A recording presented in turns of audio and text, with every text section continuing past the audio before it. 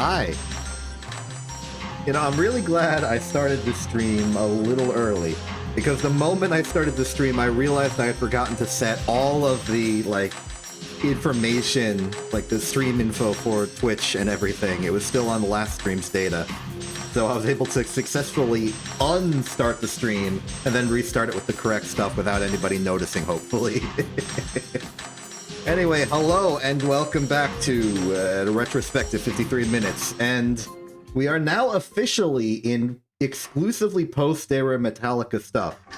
We have completed the journal up to the highlights from the Alchemical Symposium. And now there is only stuff that got released with or after Era Metallica, even if it's still not part of the expansion. That's okay, though. And it's okay because it's, cool and new and exciting stuff.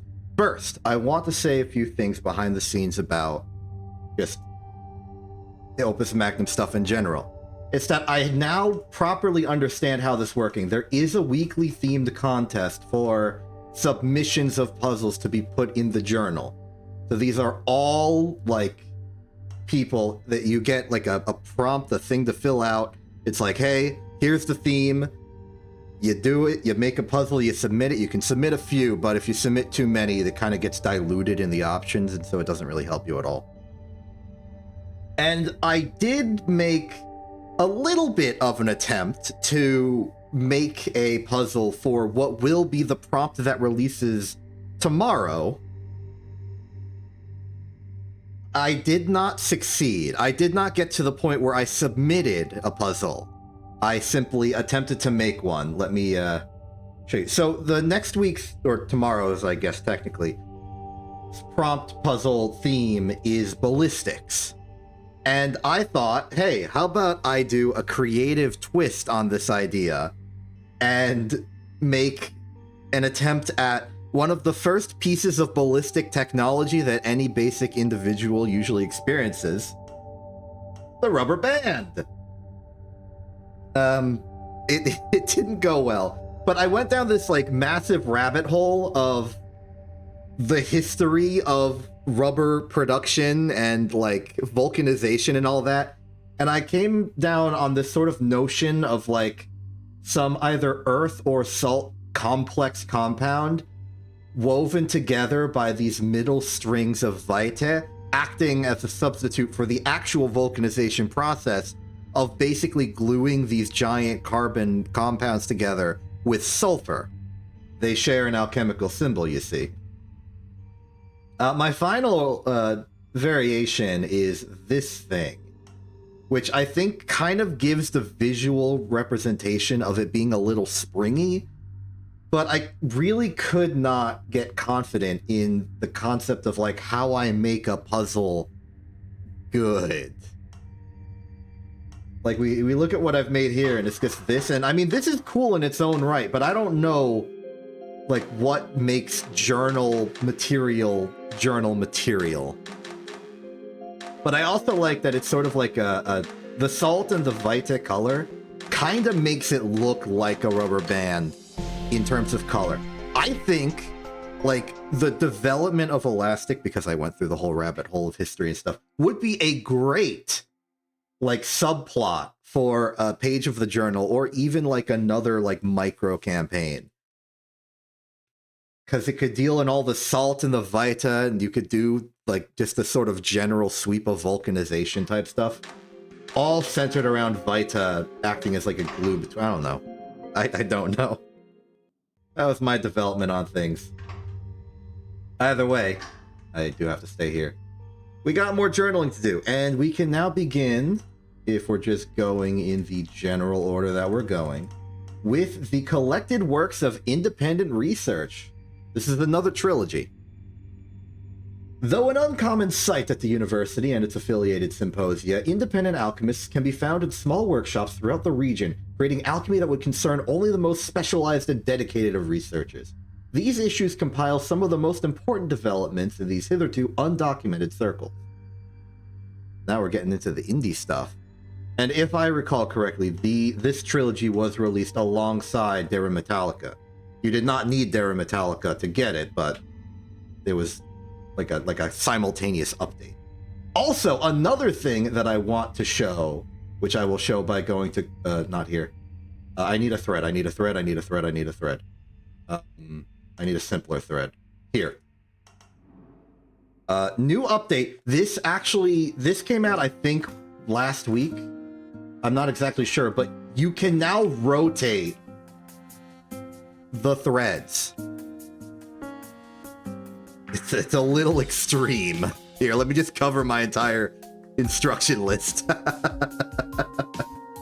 So that's a fun little convenience feature if you want to assemble it in a different direction. I have no interest in assembling it in a different direction, so I won't.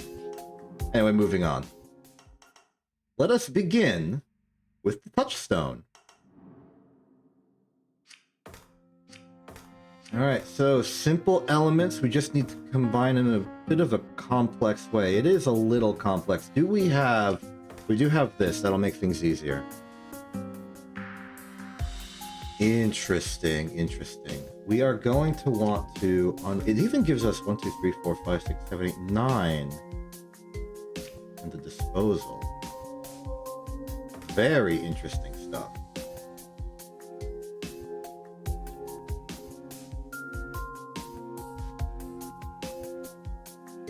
What are the implications of this? Well, immediately the implications of this is that I got my work cut out for me, which is something I say way too often in this game. I think the best way to think about this is that we're making 3 water molecule shapes. A fire, salt, salt, an earth, fire, fire, and a salt, earth, earth. Then we combine them via their center, and then collect it together. My solution for this would probably be very wasteful, unless we're careful about how we do this.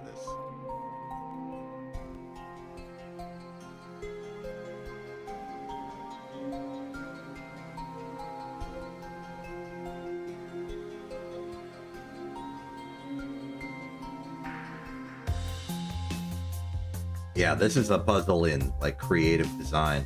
We need to be careful with what we do.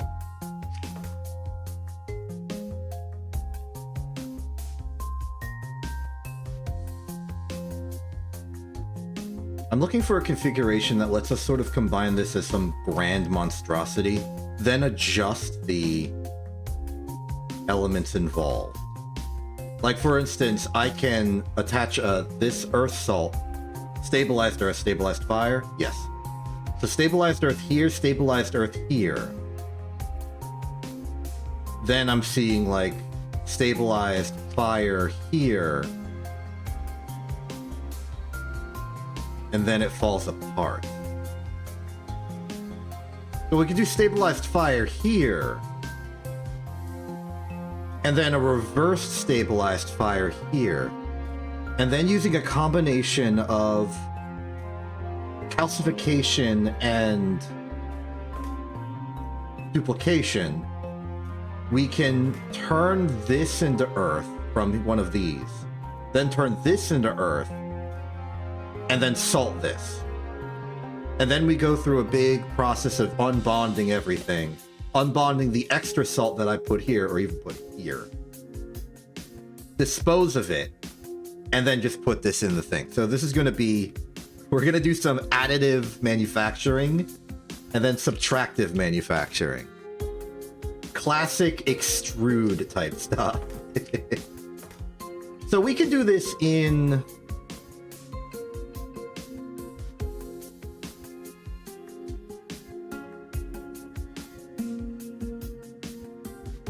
Let's do this in 2 parts, and let's do this with the heart of this.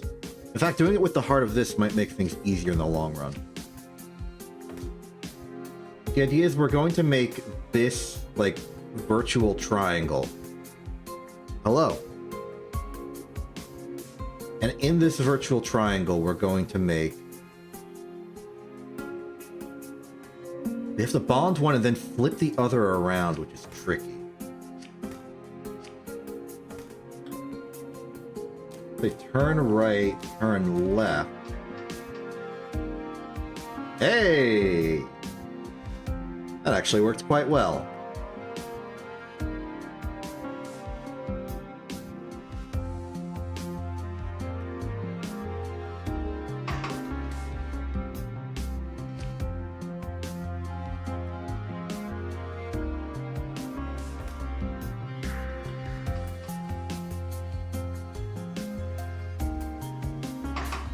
For a second I was worried we didn't have any tracks, but that's in the mechanisms tab. Let's start with like a turn and then go down the line. Down the line that way, please. Ooh, bad. I'll hold off for a second, huh? Oh, and then we can like twist immediately on number 2. And that'll get us this. Which is almost all of the way.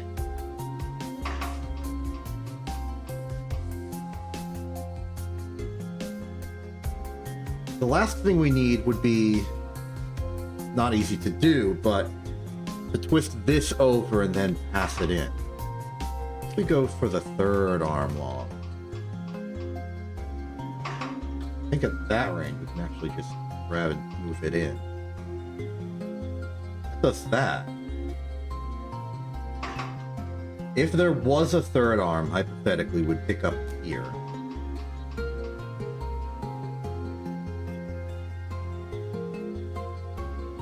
I would love to, like, twist and then move it in. So let's do that. We don't need to be perfectly fast. Good. Oh, forgot the track. That was something. Oh, right, you two should probably reset. Leave it to arm 3 to ruin everything. Can you get out with a left turn? Okay! Wait.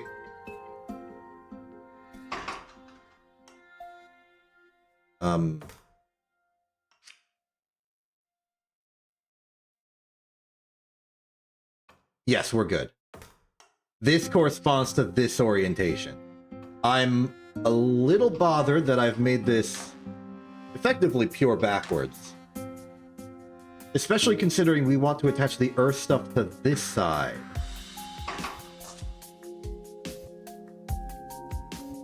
Let's rotate this whole assembly. Oops. Alright. So let's call that our... I don't like that.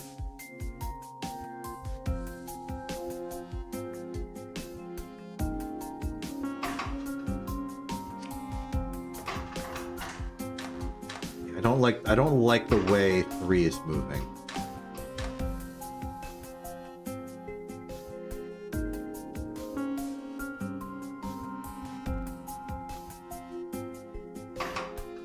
If anything, we want it to rotate this way.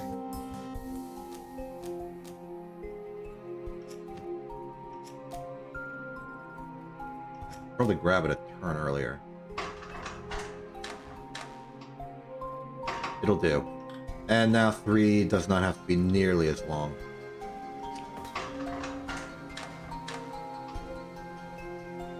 Okay, I like that. I like that. Oops.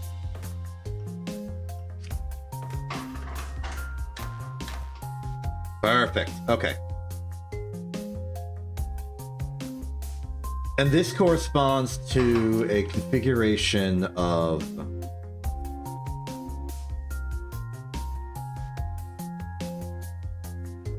this. So now all we need to do is attach the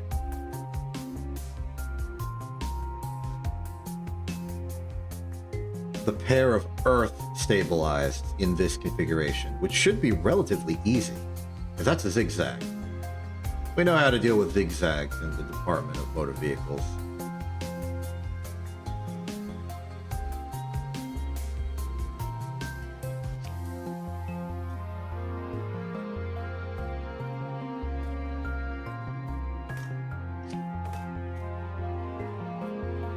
I'm going to mark these temporarily with this and this, which will denote where the salts go. Actually, no. I'm going to denote it with the thing that makes salt. There we go. Our objective is to get 2 stabilized Earths into these locations. Whether they're bonded with each other, I don't particularly care right now. Frankly, might be as easy as just moving.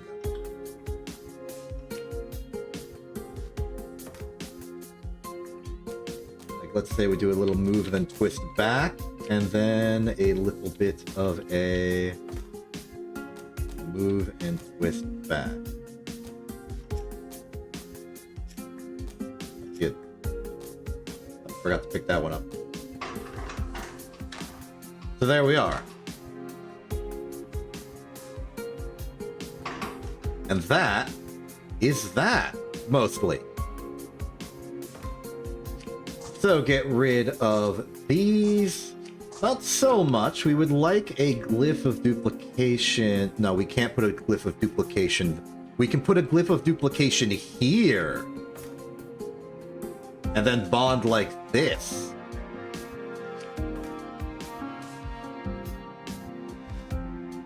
Local tactical genius geniuses tactically. Now again, we don't need to care about the actual bonds. We just want the structure complete. And with this, we have room. Now we go on to the reductive step of this process. With everything complete, we can now grab the whole assembly. I think here is safe. Turn it over and then start doing some manipulations. Oh yeah. Okay, so I think most important for us at first is to finish the process of duplicating to get this Earth.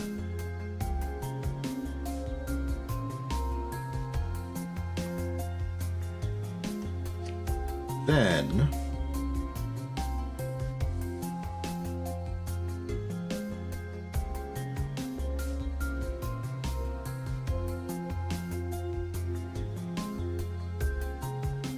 I want to pull it backwards and put the salt here.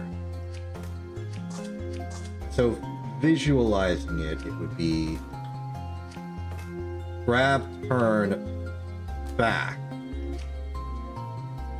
And what else can we do while we're here? Are there any other bonds that we may wish to expand? Yeah, we can do that one. There's no bond there. When we back up, there's not really much other room to do. I would like to get another bond on this fire to the center Earth, but that's busy being turned into Earth. So we have to wait.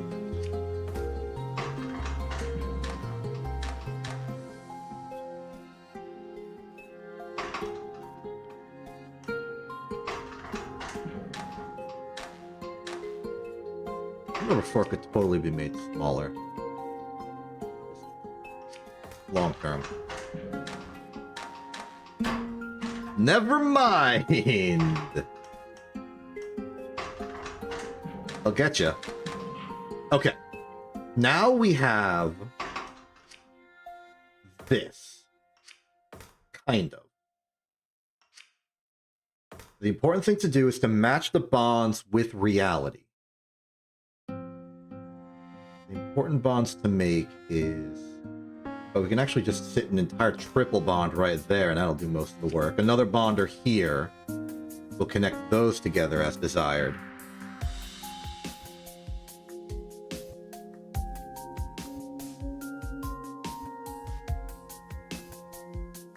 Oh, but what if we moved forward on the track? Just move this whole thing down. That would give us room to start separating the illegal salt part of this, without necessarily ruining anything else, along with that bond, which should exist. It means that would be a move down like that.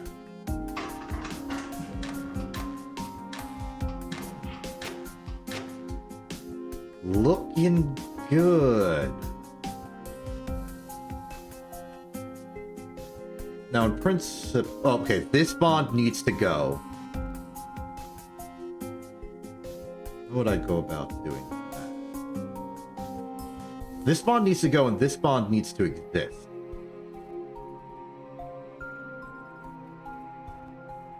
It would be really funny. What if I did that by doing this? So that made that bond right there. Now we can twist, and let's hope we never have to move the track again, because this conveniently puts 7 right back where it started. Okay. From here, we have this. A nice little template. We need to unbond this. And this. And this. Unbond that, unbond that, unbond that. It'd be safe to do just another turn, and then maybe that might be enough to drop it in. Whoa. I don't know about you, but that's looking pretty correct. We have the inner triangle, and those are the only spokes. We can just drop it there and reset. Meanwhile, we've abandoned this for the slime. Let's obliterate it.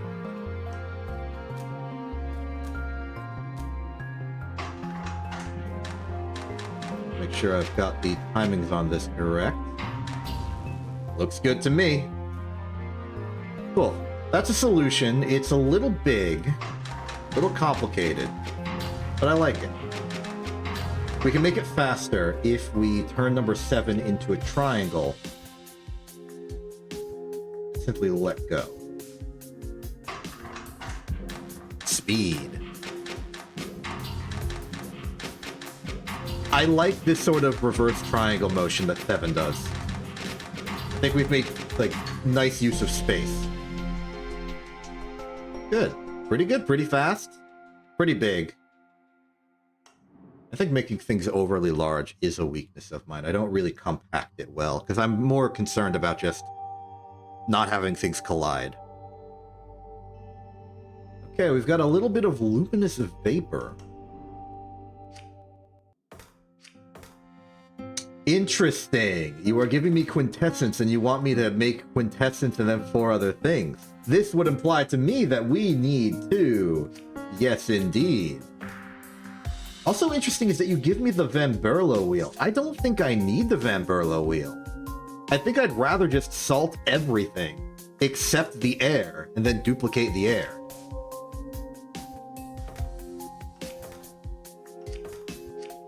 Give this a wide breath. Grab, left, release. There's our air. So in principle,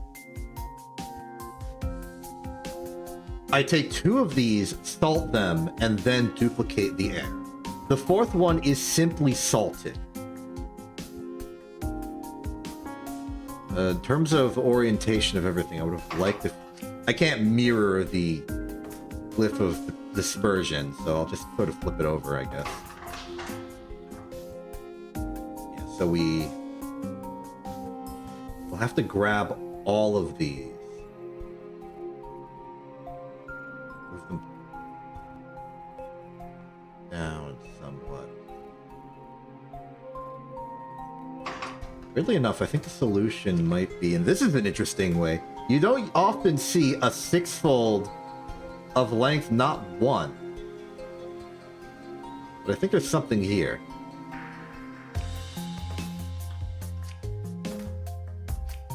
Just for testing purposes.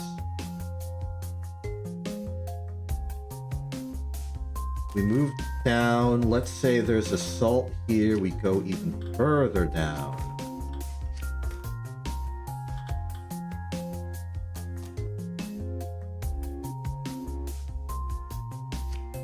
Duplication can start there. They can start there.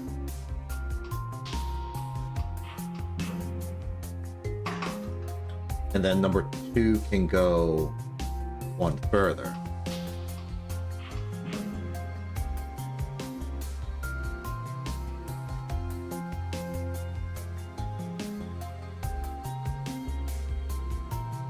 You know what I would love to do? Is move laterally immediately. But we can't because this won't be... This doesn't have room to bond with anything.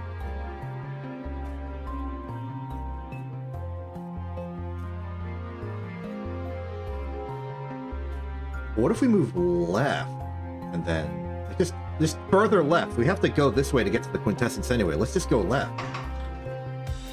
This can't go left. I see. Well, in that case, we can just do a sort of temporary shimmy in place. Number 2 can do the easiest thing in the world and simply rotate. Oops. I heard that wasn't a problem until now. Oh, we don't need to because it just goes down again.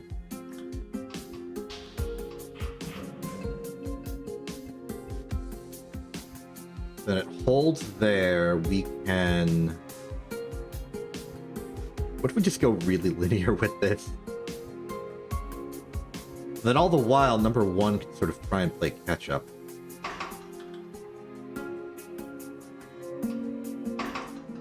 I've already messed it up. Sometimes I will accidentally start the next round of tests without getting the opportunity to check something.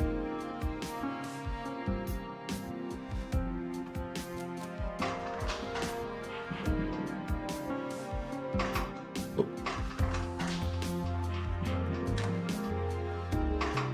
3 needs to go a bit further.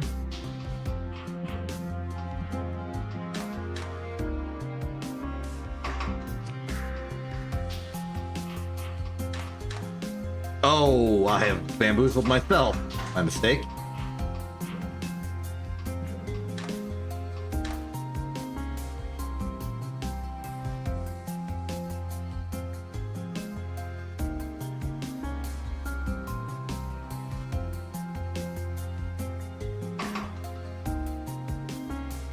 I envision a world where this is okay. Can I, like, refigure this so that number 3 rotates?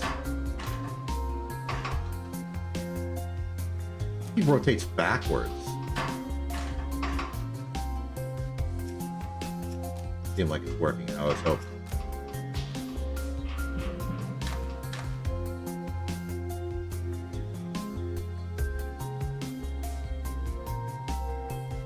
Ah, I know. Number 3 needs to let go. Number 2 needs to turn. Then number 3 grabs.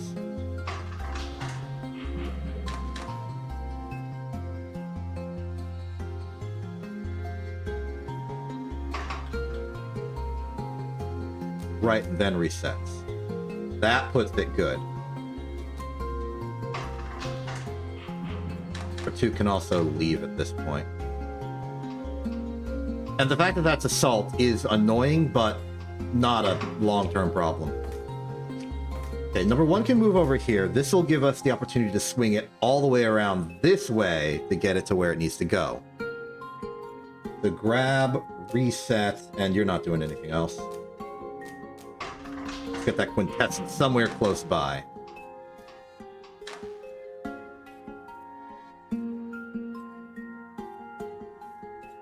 Have I...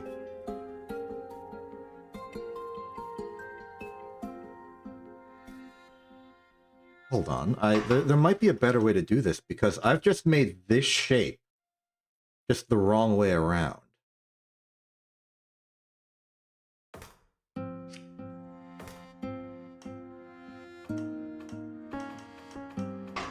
What parts of the triplex bond are actually used?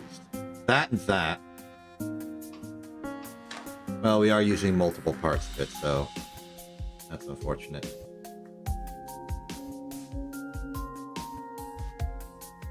Hey, you know what? Why about what's the problem here? What's the problem here?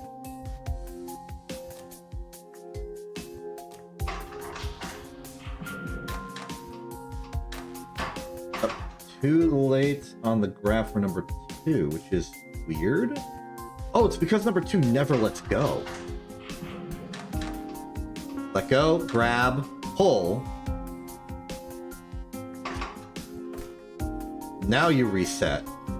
Sorry, number 2 resets, which is already doing. And now we have this. Kind of. My intent here is to pick this up with number 4. Start doing some wacky shenanigans. Effectively, I've misjudged by making the air here, but this we can correct.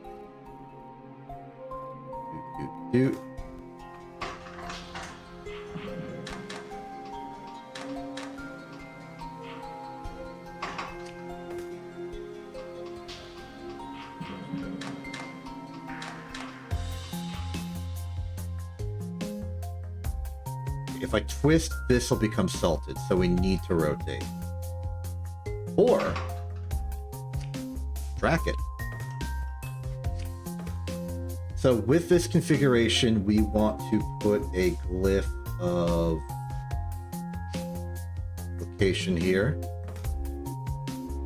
And then we need to find a way to rotate this into a solved spot.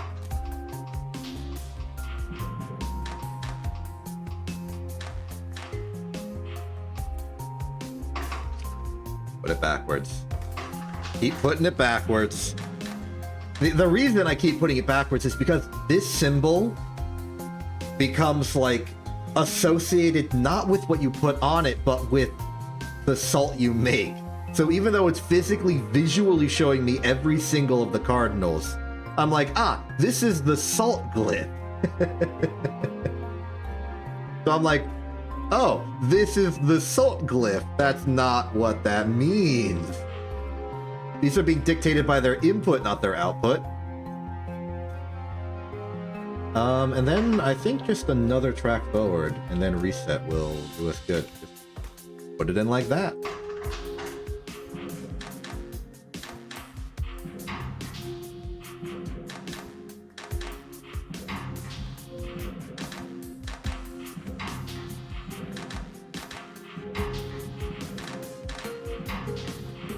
There. There's probably plenty of room to do it in a way that actually doesn't make this mistake to start.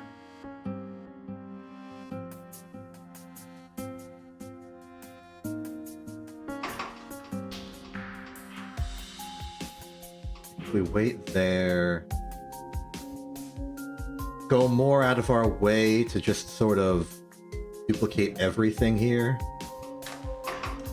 There's ways. There's ways.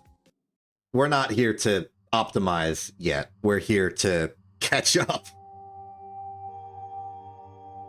We'll start going for fanciness after we've got a nice broad breadth of everything. Sticking with the cardinals, gotta make a beauty salve out of stabilized earth and distilled water. So, interesting. What do we have to work with? We have the glyph of duplication. We have Van Berlo wheel, even though I really don't think it's necessary. Let's see. 1, 2, 3, 4, 5, 6, 7. But this is that. 1, 2... I'm starting to see why someone would want to use the Van Berlo wheel on this one in particular. My instinct is to sort of create this backwards. Like pair, pair, triple down here, even like pair, pair, triple here. Yeah, so...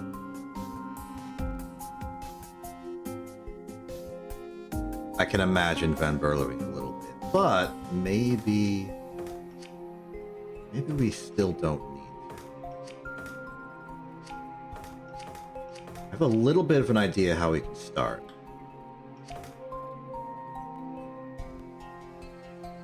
Like, let's say we turn our stabilized earth into the thing we're trying to make, and I'm already predicting the error I was about to make.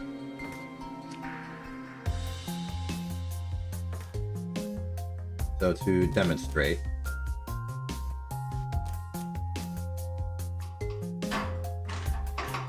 off by 1. Like, we can do that.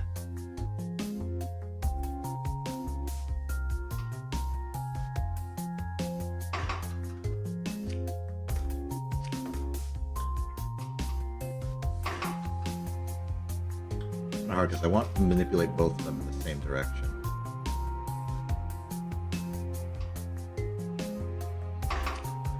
Weirdly enough, I'd like to make this a piston, please. No, no, no, no, no, no, no, no, no, no, no. We're gonna multi-track this. Make a triangle. Make you that. Make you this. Ho, ho, ho. So, step 1, grab, twist.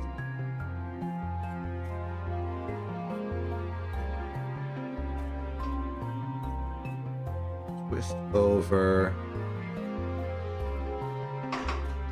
Spin forward. At this moment, this goes forward, grabs, turns, twists back. Oops. Oh, it's because I put it on 1, not 3.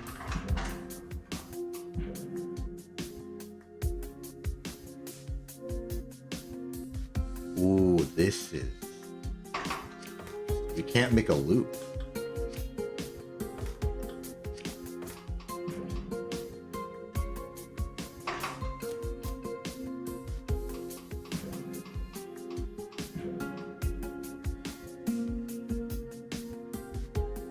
Also, what stinks is we don't have the room to...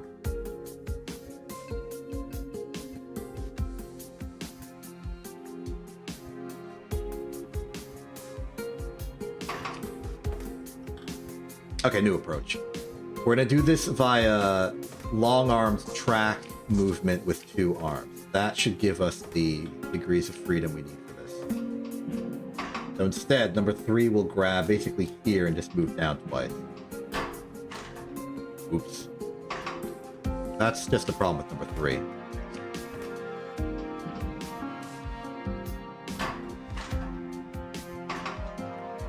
And you chill, please.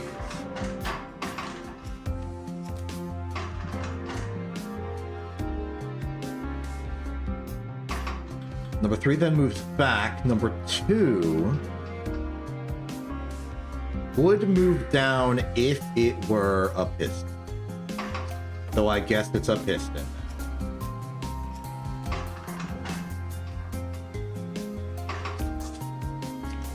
The bond goes there.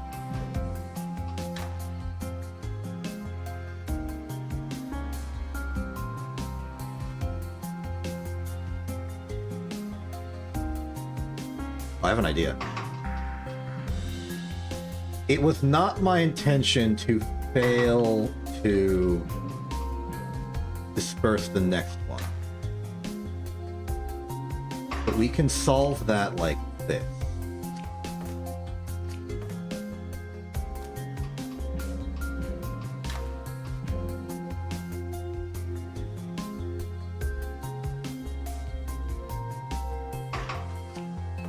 Another idea.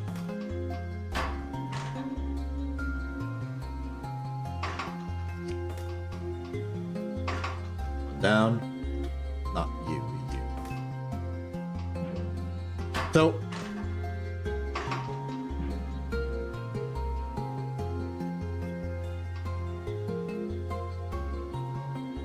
well, that's another way to do it, I suppose.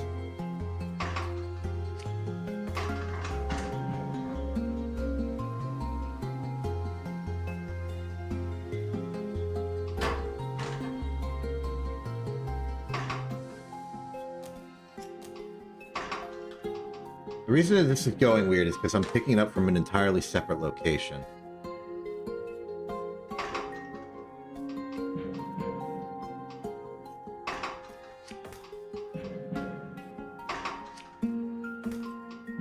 By the way, we pick up, move here.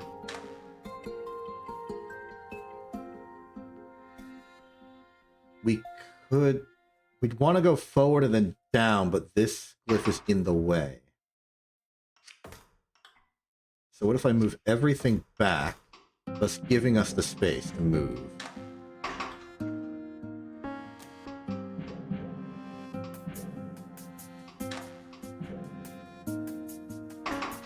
Doesn't help unless you don't do this one.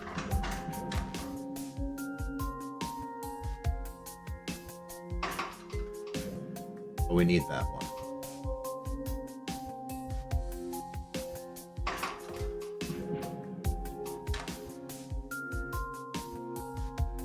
No, we don't have to. We can go forward and up.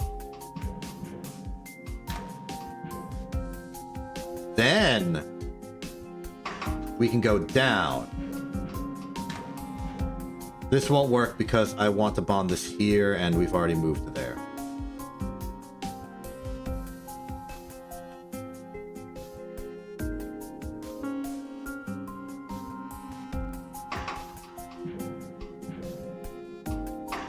With that there, this will let us move one down. I'm building something.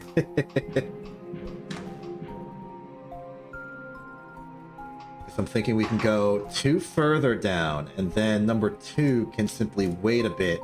That'll give us time to bond it here. Oh, number 3 is still holding on.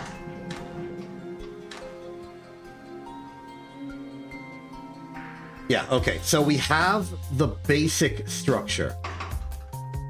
Get out of here. We just need to correct the elements on the end.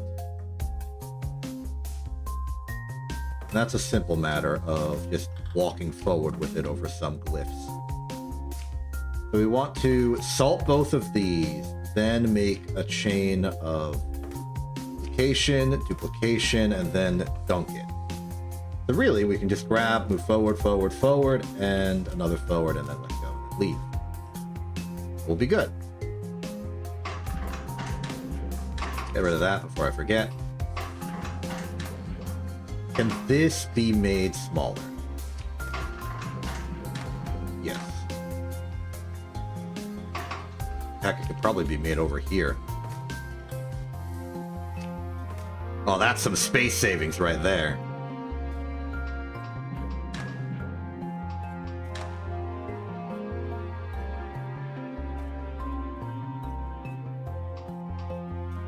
Oh.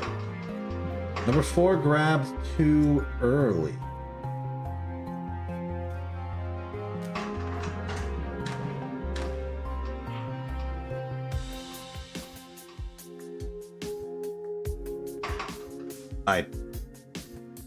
Oh, no. We want to do it from here to there. Yes.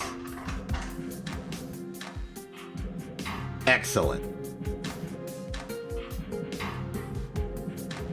I'm a little unhappy with number 1's like big arm move, but for the most part it felt necessary. I forgot to look at the actual stats. I'll back up for a second. Low on cost, good on cycles, decent on area, which is surprising to me. I think the way to make this better in terms of cycling is to actually rotate this, then rotate... Not you. Rotate this. Put this somewhere else?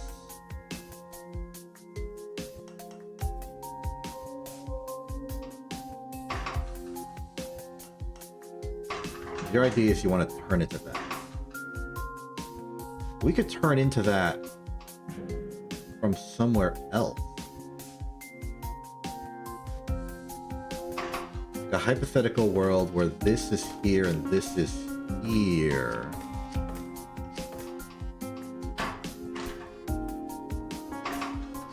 Not far enough. Make you bigger and back up, please.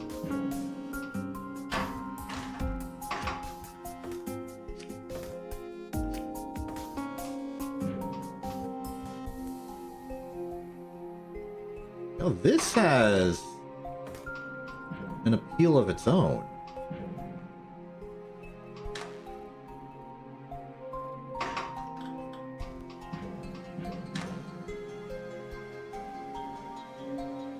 Oh, what if I turn off of this? I'm accidentally inventing a brand new solution, but it's okay. Too long. So let's make it shorter. It's colliding with its own input.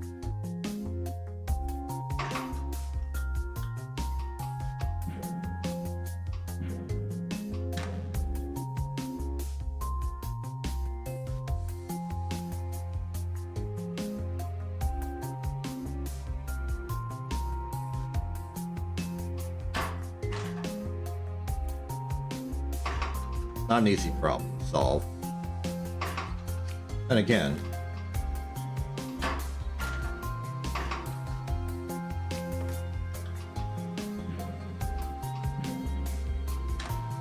ooh.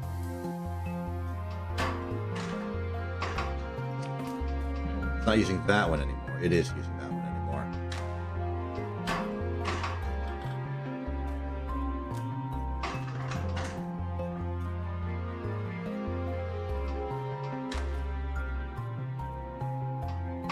Oh, why go that way when you can go this way?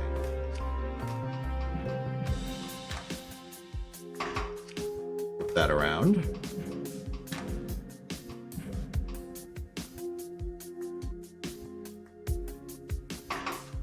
And then we run into the same contact problem we had before. But what if this is where it changes? We let go there. And say number 4 exists now. What then? A little earlier than scheduled.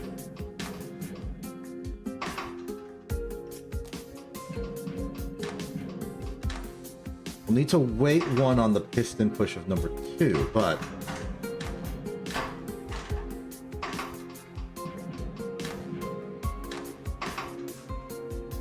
I say failing to actually move where the piston pushes forward. You need to go another down.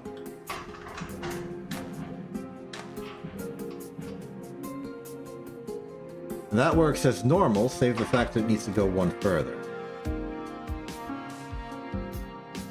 You also don't need to be nearly as big. You can fit in cleanly right there.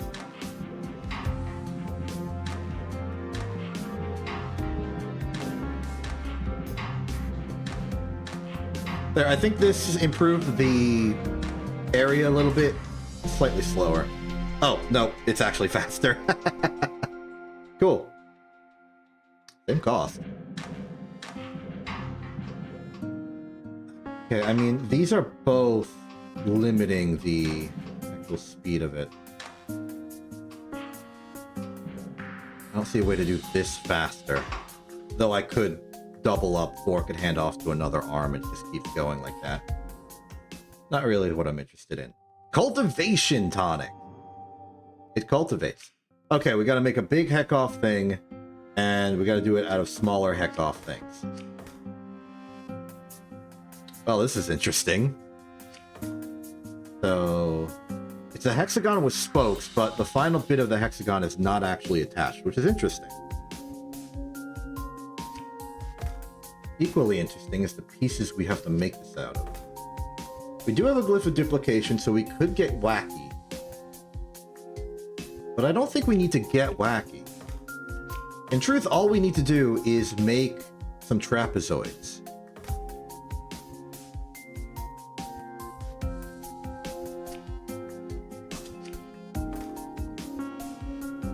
Let's say pull down to here. Let's say we already have the other half going here. This is going to be a nice little bit of track shenanigans. I can already sort of see how this will play out.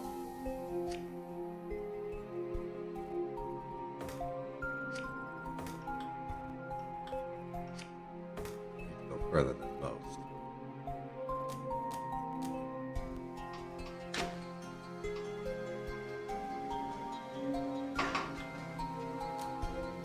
4, 1, 2, 3, 4, and finally, really long one.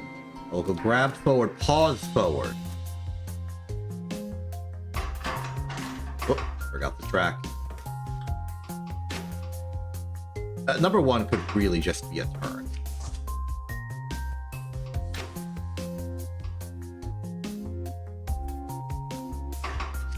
And we do that.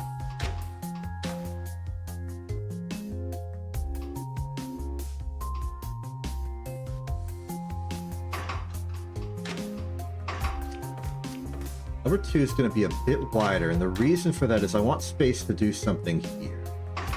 Particularly, I want to make a bit of a weird manipulation. I want to grab it from the far end and turn it.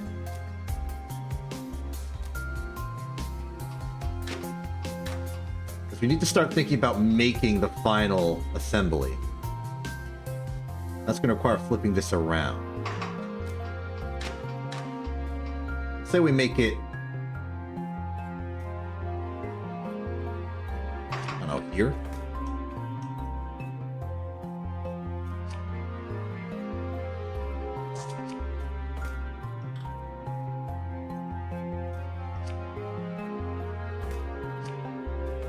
We go about spinning. Grab. Oh, this is going to be tricky because it's going to collide with itself if I do it like that. How about I do it like this? At the end of number 4's shenanigans, we grab here, track down, and twist, and then reset.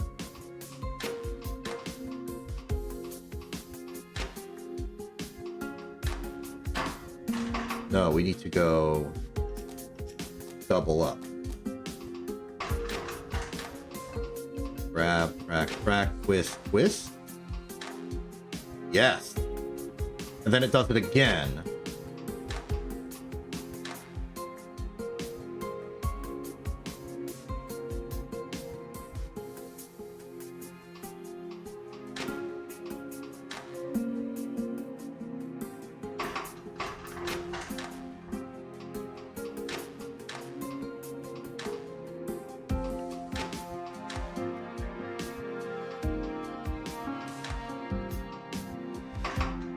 Okay, here's something strange, but it will let me do something cool. I'm going to stall number 5's action so that at this point right here, I can intercept with number 6 before it has the chance and throw it away. This is something I did with one of the production alchemies of a giant hexagon before, and I think what this will let me do is basically end early.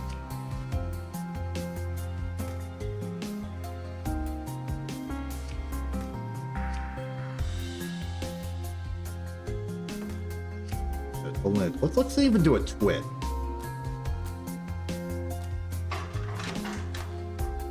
And my hope is that it will...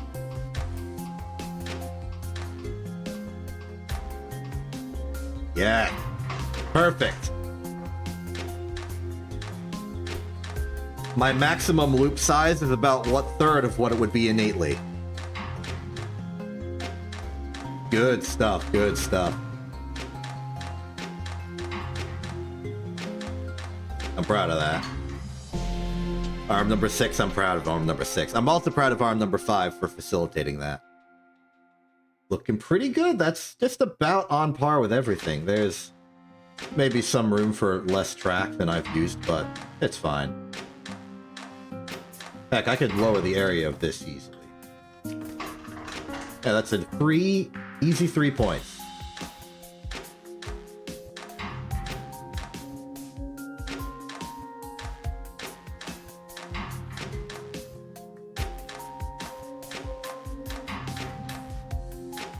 I'm also happy with number 4. That sort of far end twist, I think, worked nicely. Okay, yeah, that put me here. Which is good. Same cost, the same. Can I... do this? Oh, I can.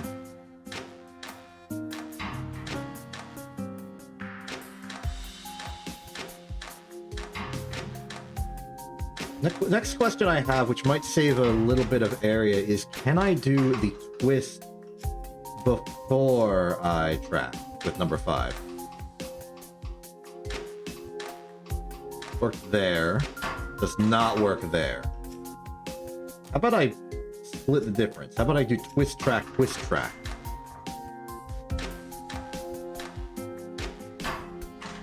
No. How about twist track, track, twist? If I can do at least one of the twists early, might help out. That looked nice. Now another thing I could easily do is just move 6 here, and that might also let it work. Track early. No, but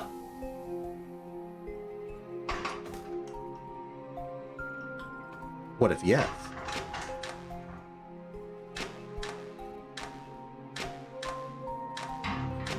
Oh, what if yes? I don't know how much that actually saved me, but it feels like it saved me a lot.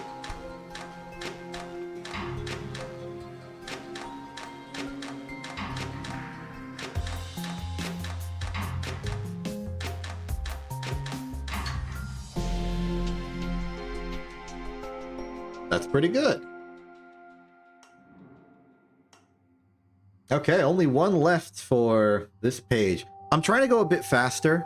Now, these weren't necessarily all that hard, but I'm also trying to go a bit faster just so I can start gaining pace on all of the pages of this journal, because they're making 5 more puzzles a week.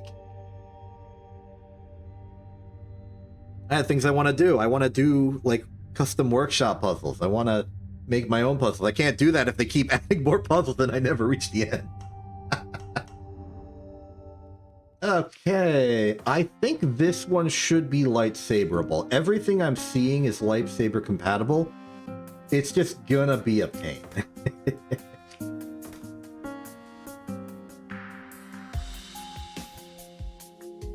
Like how I just sort of like automatically am like, yep, it's lightsaber time.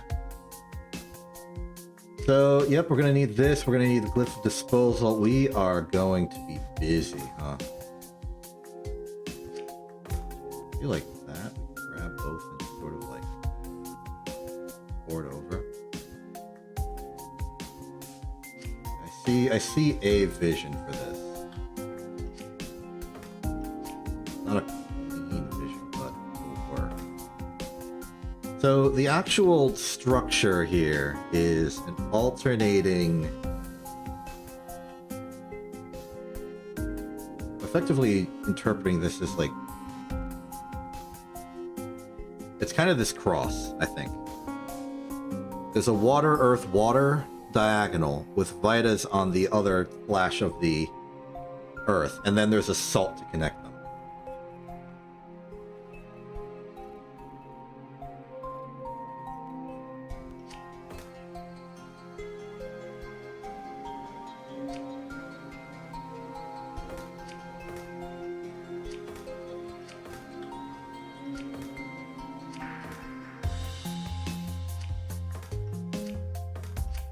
Really like to start with it here. The reason I want to do this is just to make it easier to over on break it. It's not going to be easy to over on break it. I'm understanding that now. We don't have the clearance to do an easy twist with this.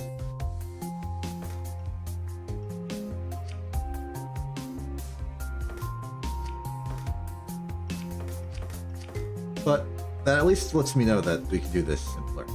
So this is going to be like the department of shenanigans here. My vision for this is to have the Earth exist as like a core base. We then attach all of the spokes to it, whether it be the need for the water or the need for the rest or the Vita. We build all those spokes, and then we just get like one last salt out there to connect again.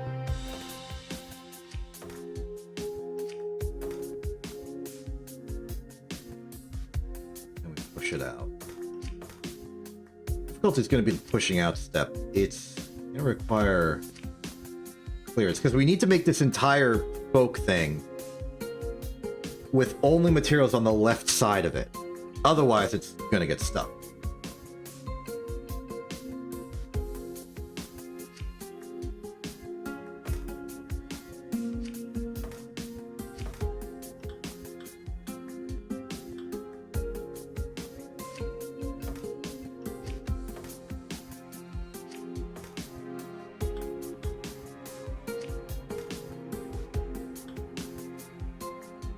We're going to take this nice and slow. We don't need this third track, but I'm adding it for a little bit of unnecessary symmetry. So let's just start with making the Vitamorphs and dealing with that. We'll prep the Earth later. So in, right, forward, reset, in, right, let go.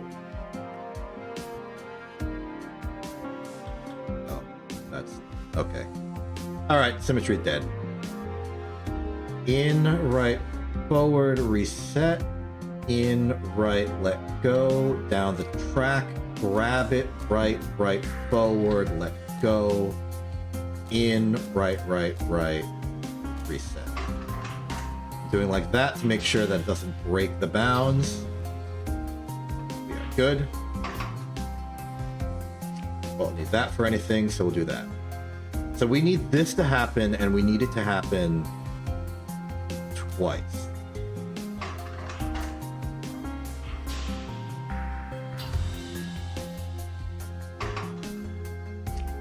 Next up, we need to prepare the part of this machine that deals with the making of the crossbow. Step one of that, I feel, is to put the Earth into position, and that's something we can easily do while we wait.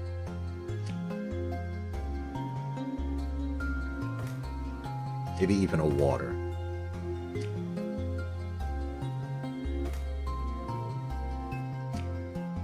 Part of me wants to reset here, but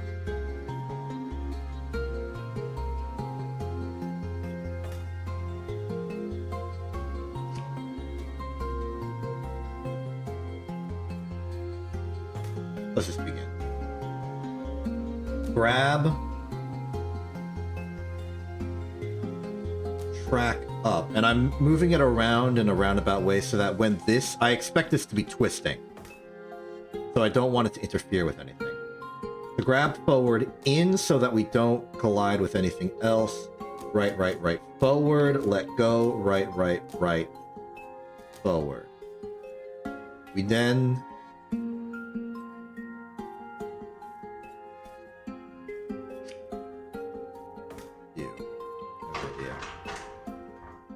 oops, I forgot to actually go up the track.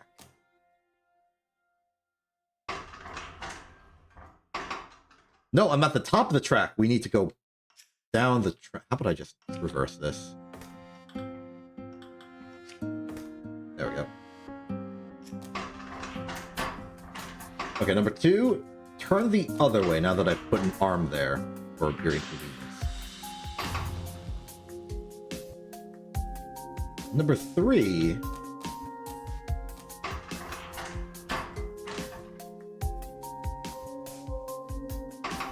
okay, new plan with you. You move in.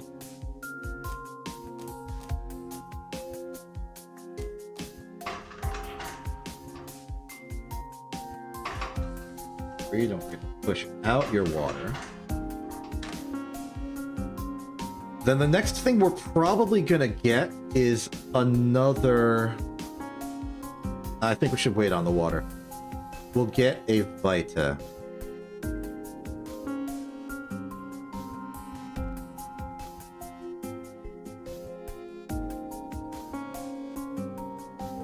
And if we're going to be putting it there, then the next step should maybe be a double rotation. Or rotate the other way. Either way, in, right, right, right, forward. It'll be ready here, in,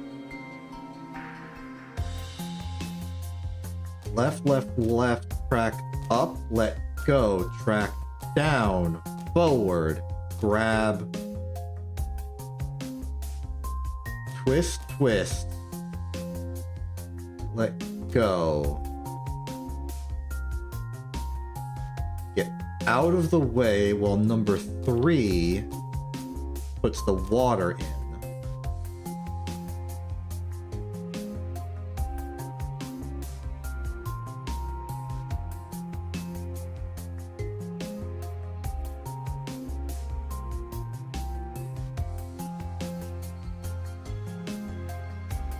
I've done something catastrophically wrong with these instructions. Yep. Yeah, you are that. You reset. I've somehow swapped these.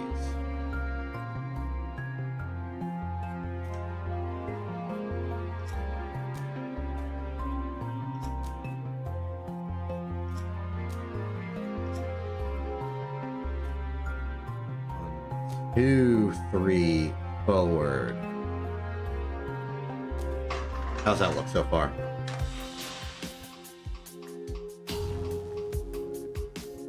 Oh, that's not gonna work.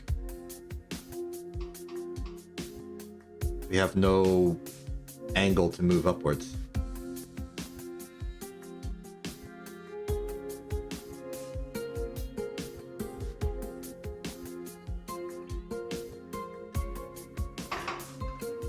Means we're gonna have to do this the other way.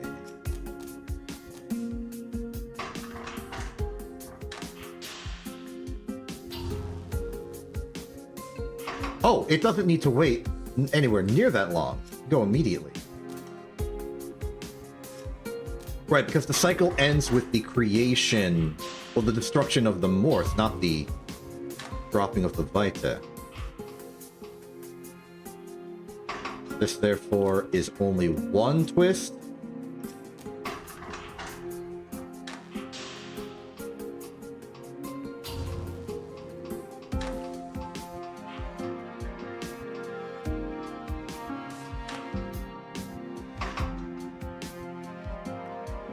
Grab, twist, twist.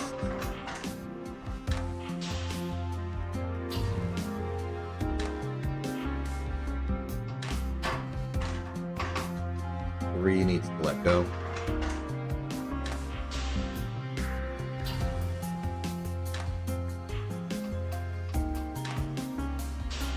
And now we're in the same problem that we had before,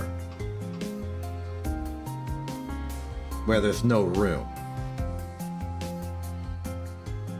But I can think of a way to solve this. Let go, in, out, out, out. Forward, grab, in, let go, get out of the way. Because at this point, number 3 can move in, grab it, turn right, right, forward, reset. Meanwhile, this can be prepared to turn right, right, right.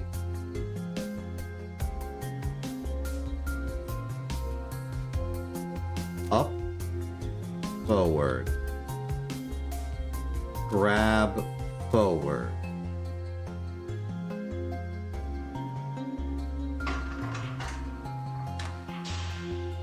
There's one piece of this that has not yet been solved, and I'm worried we have not accounted for it.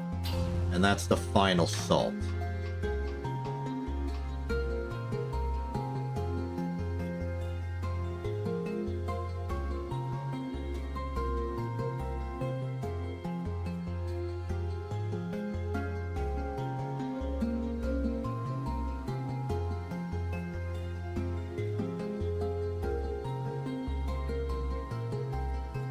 The wrong way around.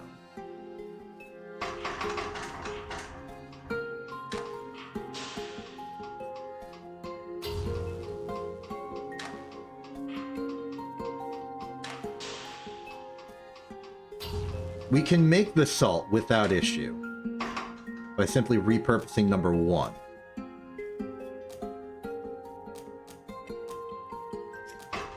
So that's fine. The problem is bonding it.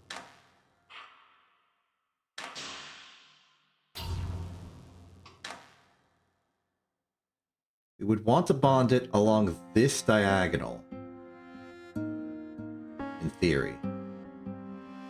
We can't get it there.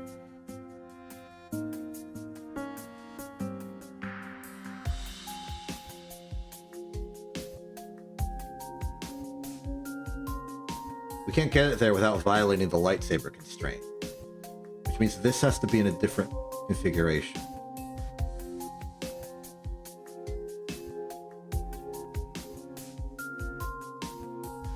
We can get it there without violating the lightsaber constraint if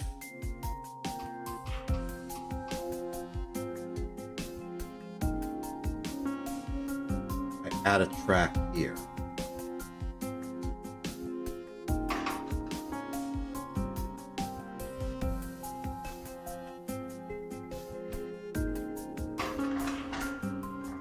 This is going to mess up the bonding we've already done.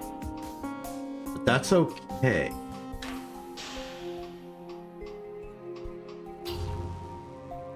Because right here,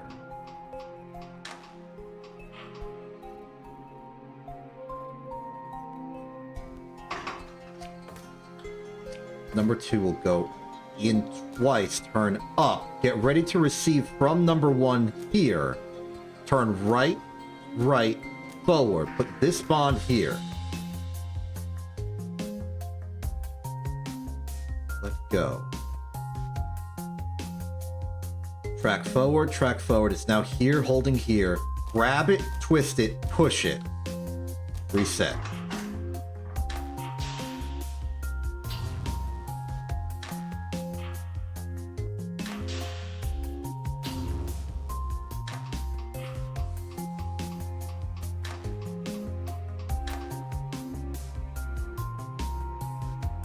It's not enough. It's not enough. We need more space. I know how to get it. Let go, in, grab, push, reset. That'll put this here. I think. You may be complaining that all the bonds are messed up. That's okay. We can fix the bonds. We cannot fix that bond.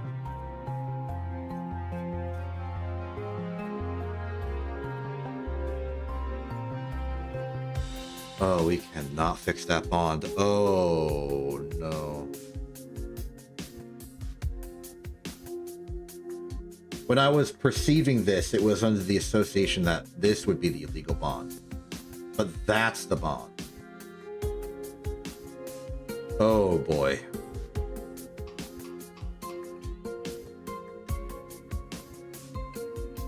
And that's not far enough. Okay.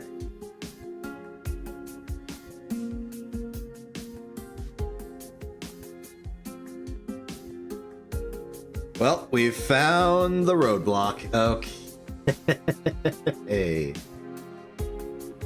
So.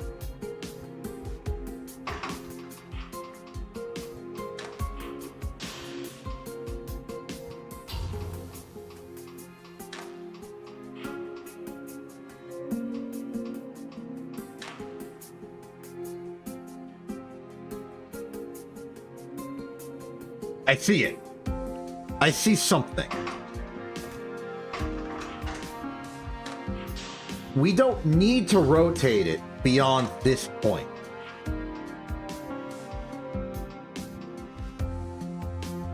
Where's number 2? Where's number 2? Like, all this, number 2, the things you're doing, don't do them.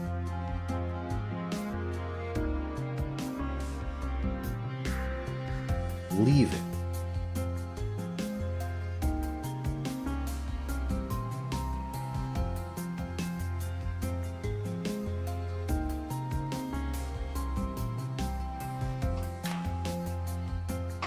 Do not rotate.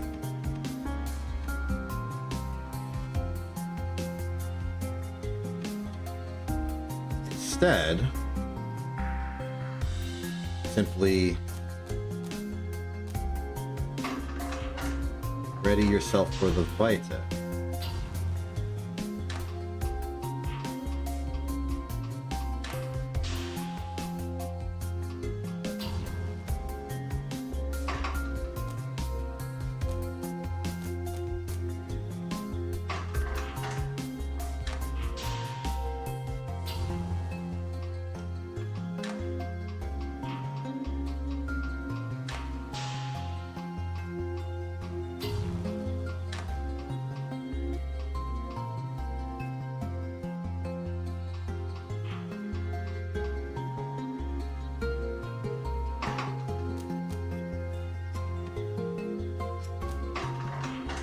That should realign us.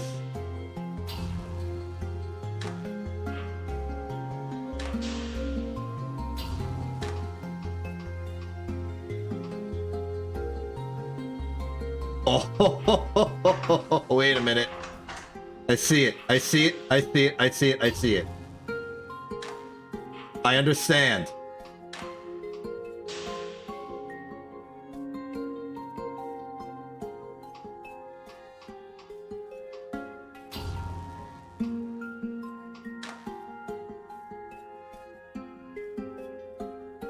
What the heck is number 3 doing?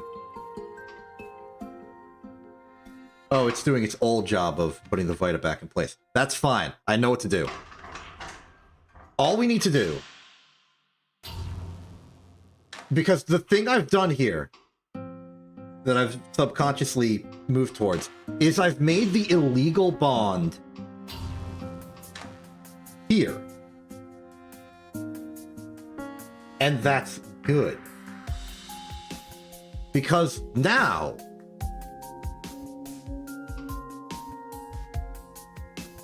we can put the regular legal bond here.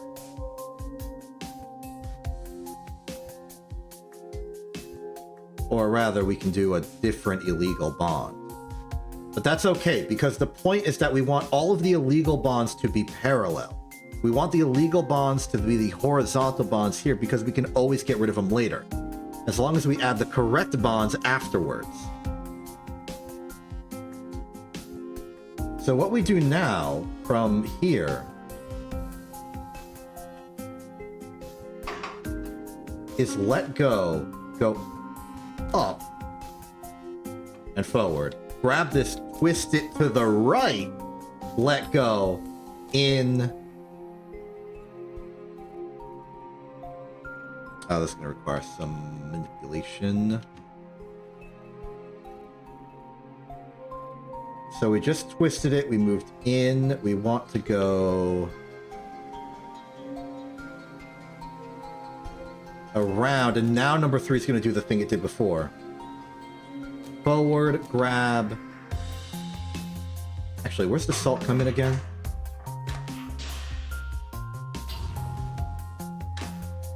Number 3 could just do it itself, yeah?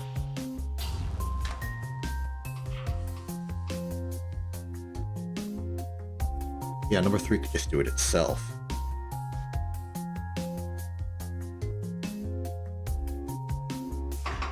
Forget this. Just, go down for a little bit. Number 3 can turn in, grab it, left, left, forward. At this point, it's safe to go back up. Reset. We can then grab it here. Twist it back upright. Push, let go, grab, or in, grab, push, let go. Or better yet, let's go in here. No, we need to pivot first. So pivot it, then we can let go, push in, grab, forward, forward, reset. Is that enough?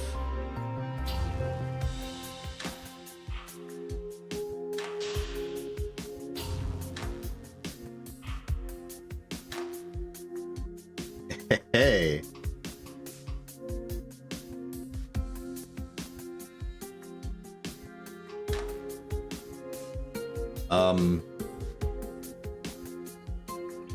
That is what we want. This is what we want.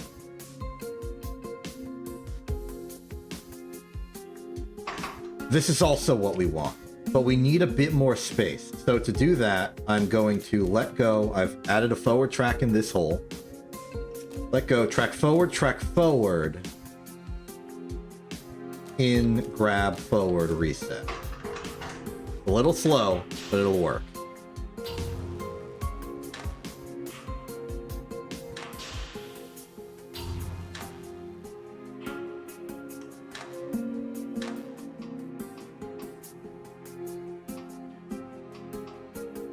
Yeah, I was worried about that. Let go. In. Turn, then reset. That will hopefully stop from doing anything illegal.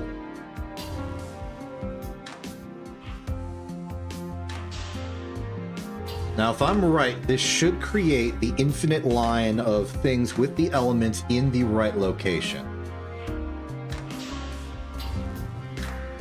No interference here, and there shouldn't be any interference until we actually push it forward right there. So now, all that's left to do is to kill these illegal horizontal bonds. No.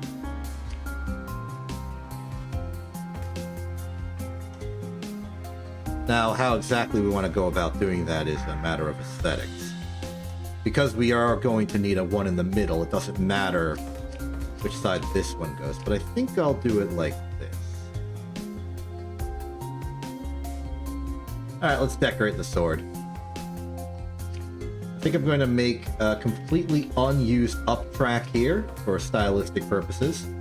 Actually, no, I'm going to make this a equilibrium. Now we can put an equilibrium here, and then for the very top, I'm going to put some unused track. I think I'm getting better at decorating these. More creative with my options.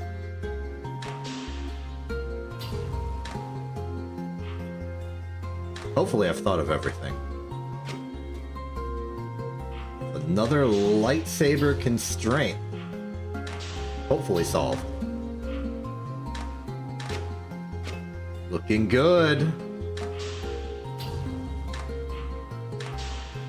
So we trust that the loop is not going out of the bounds anymore, so that's fine. It's just a matter of, is this the correct configuration? The product, once the product says 2, I'll trust that it's working. Alright, looking good.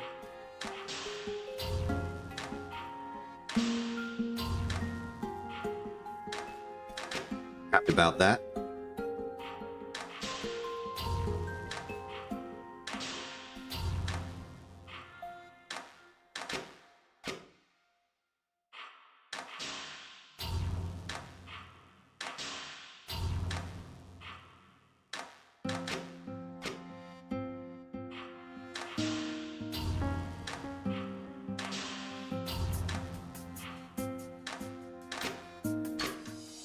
All is well.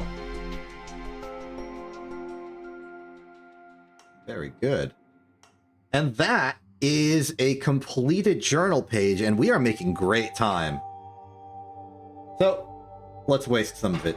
Sigmar's Garden. So, I've tried to avoid... I have been playing Sigmar's Garden off-stream, just because I enjoy doing it occasionally. But once I'm at a point where I know I'll win, like the only thing left is the gold in the middle or like 2 bonds, I will reset. I try to keep this number to be a stream-only thing at this point, though that's completely unnecessary. But if it changes, it's because, yeah, I've been playing it off-stream. I enjoy it, and I do a fair mix of all of them, because they're all fun. But we're going to start with the original here. Let's see, lead is there, which means we get rid of this fire and this air. The other lead is... Where is the other lead? I don't see it.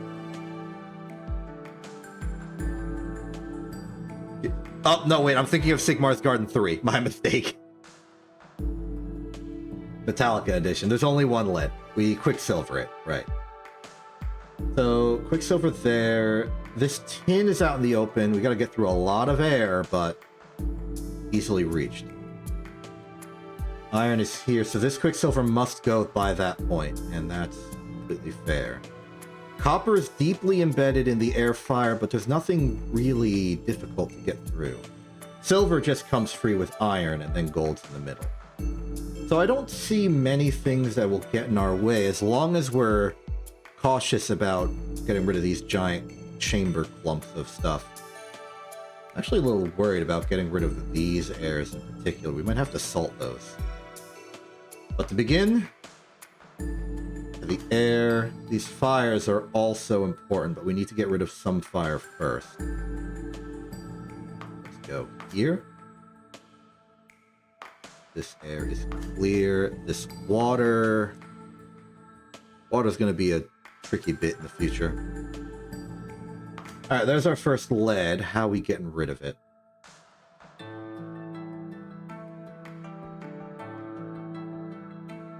I'm surprised at how quickly we've run into a problem. Well, I don't think... Of all the options of Quicksilver to use, I don't think any of them are too load-bearing. Especially when we already have other problems on the horizon. We need to get rid of this one before iron happens. So I'm inclined to use this one now.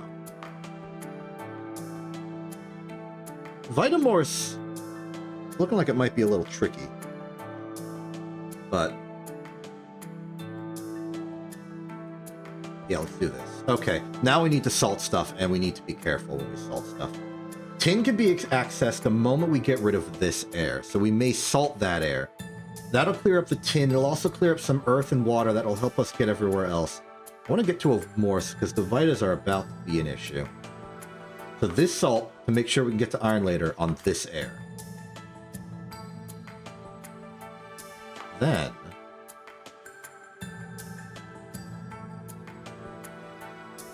most of the Quicksilvering is about to be free reign. I think I want to get rid of this one so that I have this earth to work with first. That's clear. We can then free... I could either get a water or I can get copper ready. Enticing.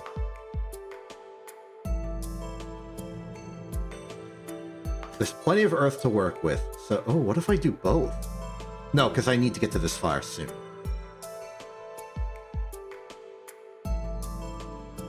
Yeah, so let's fire this. The first Vitamorse is available, and we're probably just going to cut linearly through them all. Break that. This earth must go. This earth frees some fire, which is in demand.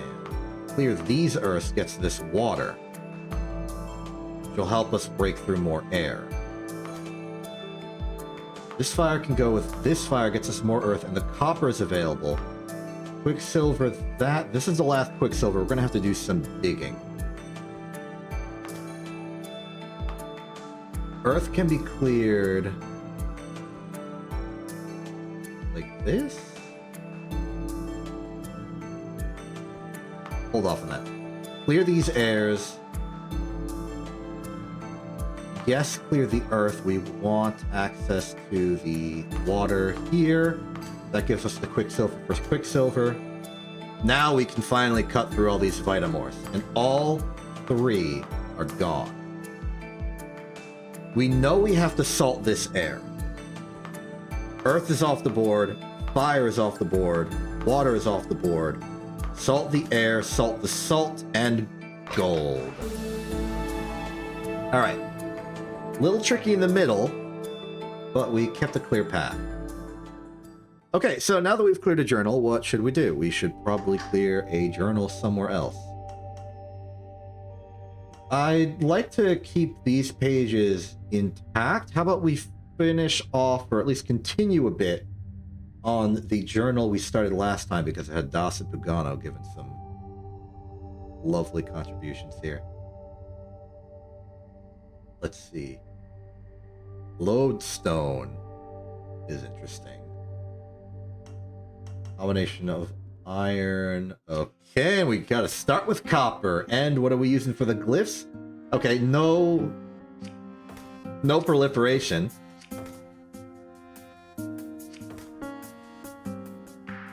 Oh, interesting. What? Oh, right, because we want to go lower. We're at copper, we need to get to iron. According to my metric, if we split copper, we would get an iron and a tin. 1, 2, yeah, copper is at level 3. This is level, so we get an iron and a tin. So if we did that twice, we would get an iron and 2 tin. And those 2 tin could be combined into a 3rd iron.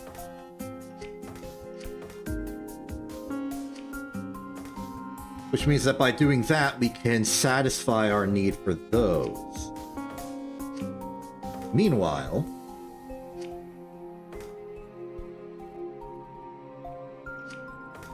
never easy to do this, huh? I never make it easy for you. How about we separate these? As much as I would like to do this as one operation. We could put 2 coppers in here, get 2 iron, 2 tin, then we purify the tin into the 3rd iron. It gives us 3 iron. This will create Vitamorphs, which will distribute up and down. Interesting that these aren't mirrored. Means they're going to have to be slightly different assemblies on both sides.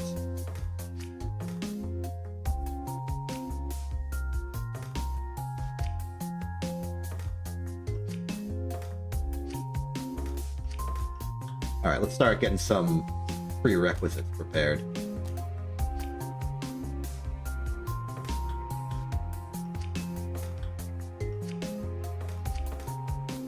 Grab forward release, do that twice. Oh! I have miscalculated. Right, because the lead is 1. You start an index at what I was doing some programmer off by 1 errors. Okay. So splitting copper will make us 2 tin. Then we take those 2 tin and make an iron. So we would need 3 coppers to get the 6 tin to get the 3 iron. Gotcha.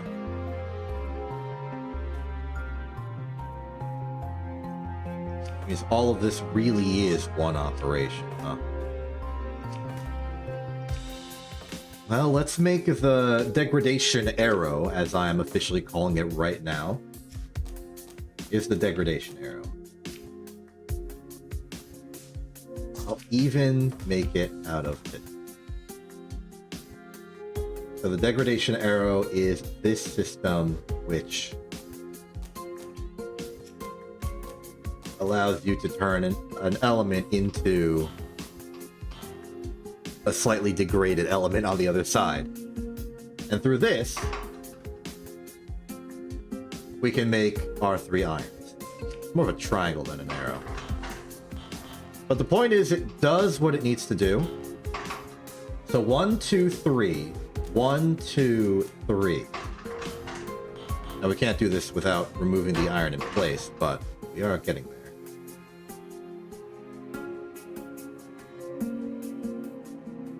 Meanwhile, we want to make sure the system is... This is going to be going slower than the triangle, but we still have to do it anyway. Also, I'm just going to like duplicate the entire triangle and put it over here just to be ready. I'm also going to flip this around for arbitrary respect to symmetry. Restock you. Rid of you.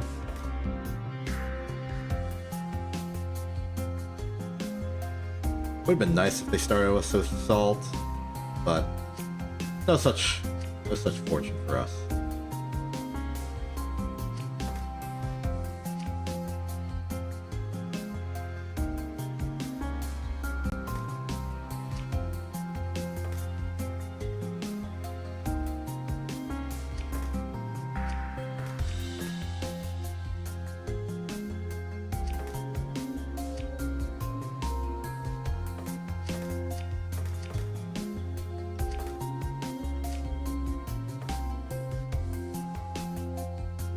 Something like this, I think, is a decent look.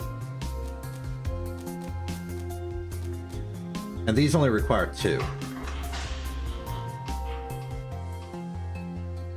Oh, that's interesting. The way the symmetry has worked out, this is the same size loop as literally everything else we've been doing. I guess it's because it's 6 times 2 instead of 4 times 3. Neat.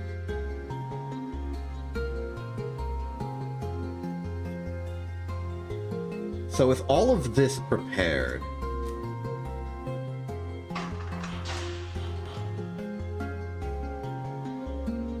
we need to extract these for actual production.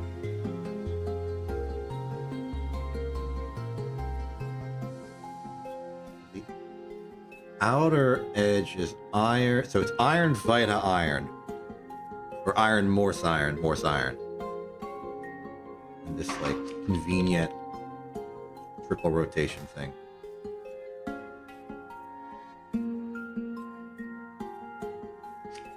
Granted, we need to move these off the assembly.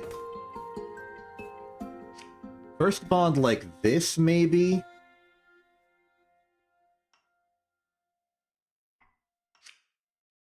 How about if I really try and compact this? So, number 9 can drag. Starting here.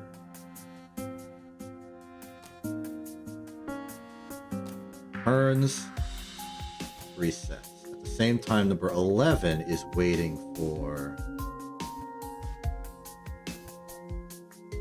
you. I'd like you to be 10.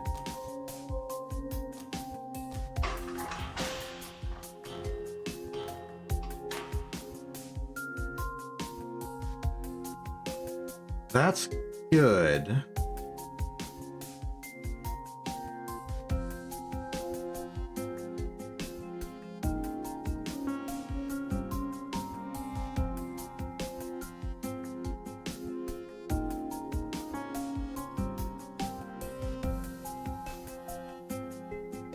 I think.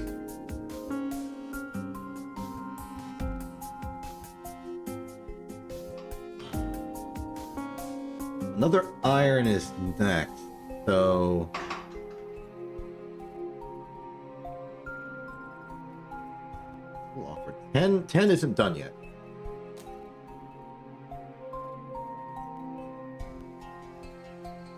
Twist?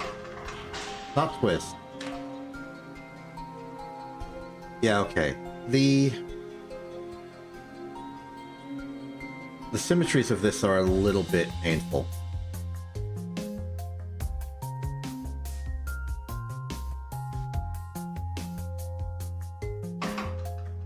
Ten is done. I think it's a matter of like going right again, then letting go, and then turning back. It'll require a twist.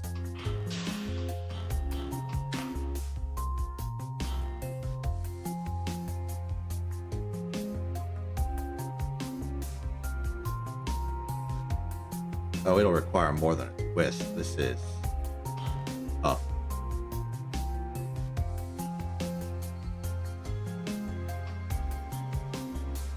So if we twist it right now, from here,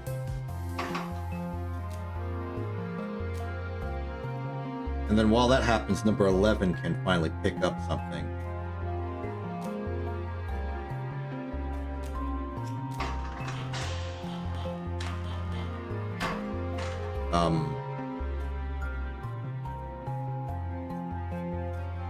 Oh. Right, all of you sit over there. I'm not ready for you yet.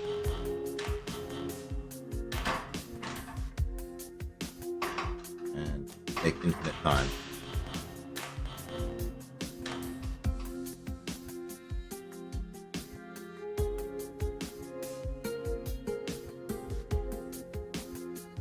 So we've created this link.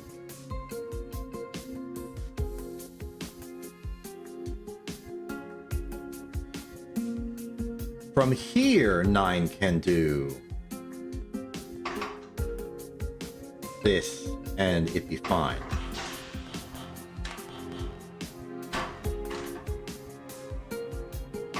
For 11, you need to reset, please.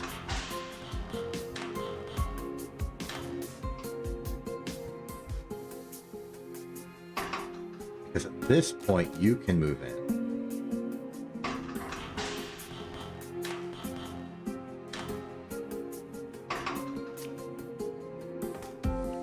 Number 11's in place. Let's get you 3 in place, and then your own 9 and 12 can be added.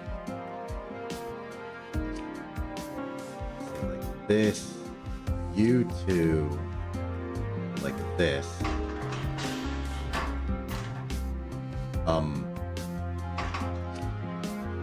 Other side. 13 needs to turn the other way.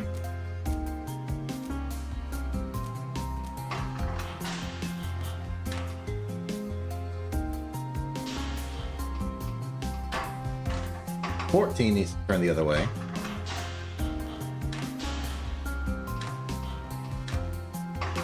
Or 11 needs to turn the other way.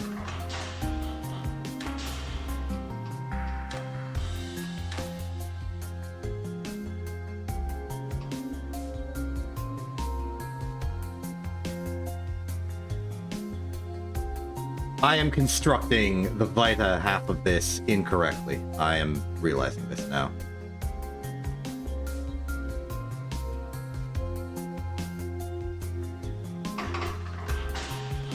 How do I fix this?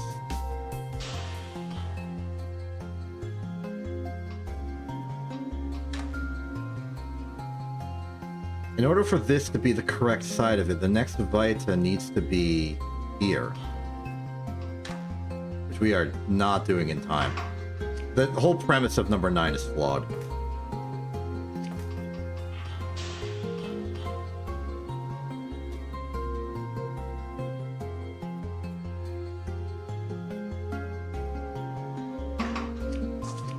New plan.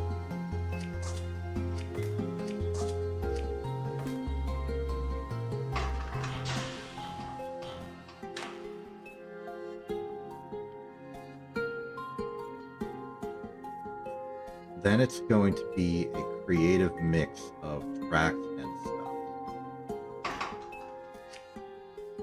So in order to do this, we need at least one thing moving Vitas to here, and that's always going to be where it moves Vitas, I think. So do that.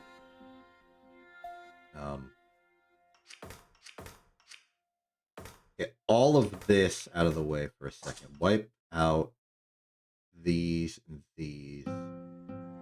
Well, no, this side is fine. This side is working correctly, at least relative to what I'm doing.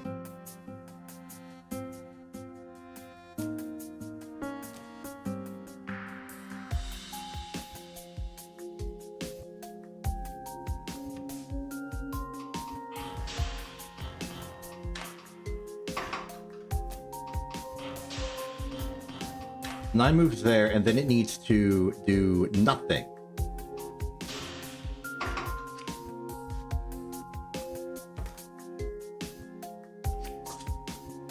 Oh, you're right, I think. Yeah.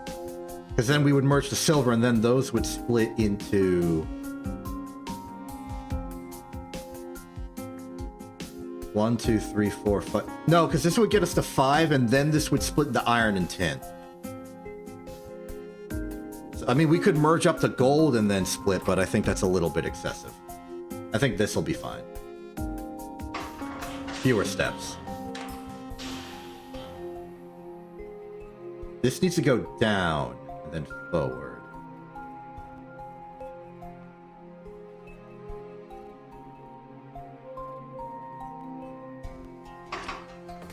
This will keep up the here. 14 will be 1, 2, 3 based on 9. 1, 2, 3, 4. 14 can grab, it can go forward.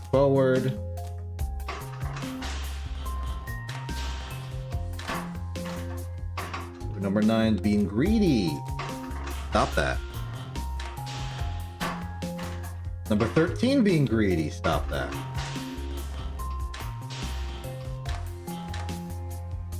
Oh, and then number 13 can move backwards for the second Vita.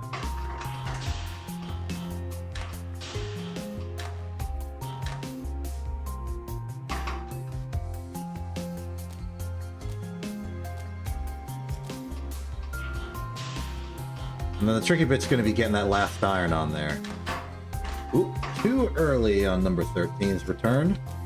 Revenge of number 13.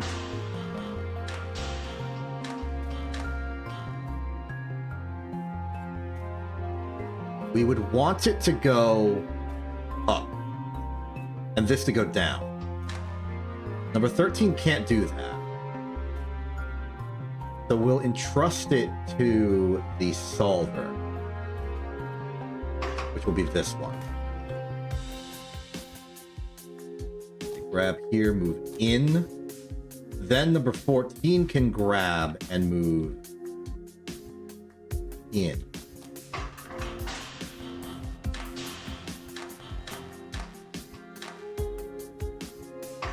Can then reset at the same time. This one can turn out sideways, and that should be solved for this half at least. Oh, you are kidding me.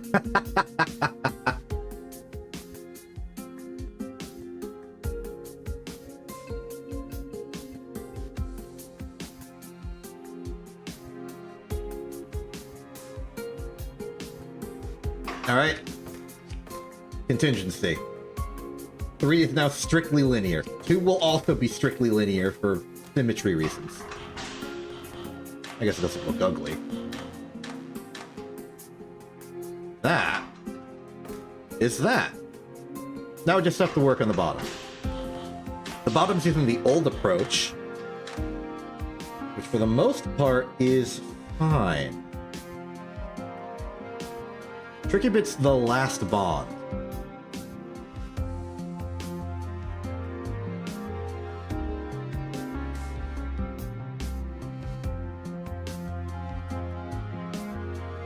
Number 11, how you looking? If I remove the time constraint, you are...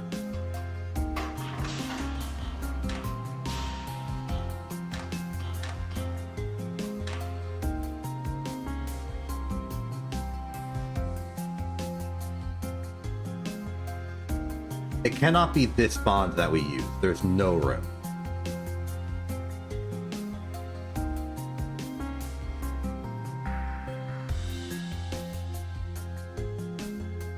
It really does.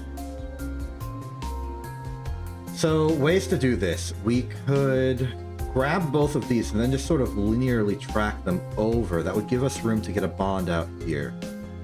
This area is pretty densely packed. The other alternative is that we abandon 10 and 12, put a triple bonder here, and just pick them up through other methods, and that would kind of bring it in line with the side above it. So I'm interested. Let's just remember their roles. Your job was to move this down. We'll keep you on that job. Just via a different motion. Would you stop extending the track? I am trying to pick it up like a normal person. That does the exact same job. This twists. Number 12 now needs to do its job. That one's a little bit tougher. Not much room for it. Its job was to pick up and move it here, right now. Yeah, there's not an easy way to replicate that. Something along the lines of this could do it. Not elegant.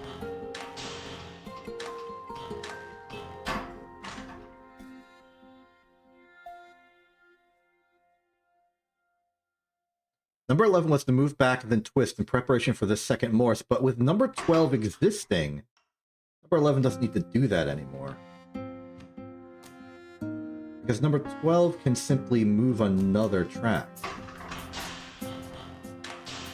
This Which even means that number 10 could theoretically pick up.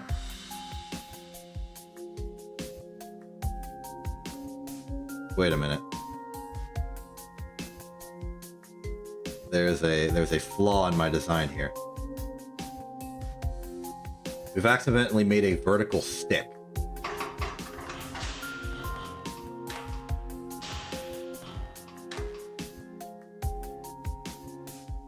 This has happened because the final twist never occurs.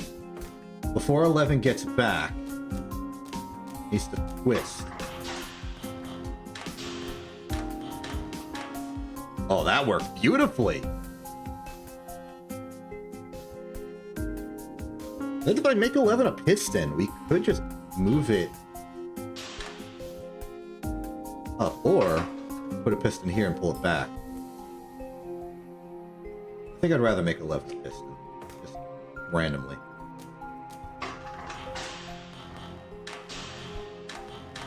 Clear to work the moment it gets there. It is.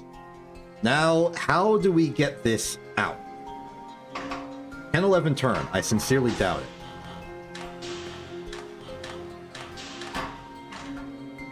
Oh yeah, I can't turn.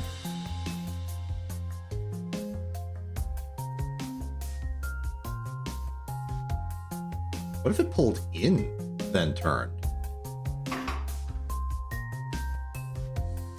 Okay, well maybe that was a problem of the loop. We lengthened the loop by having 10... Yeah, okay. Interesting, it would go here, here.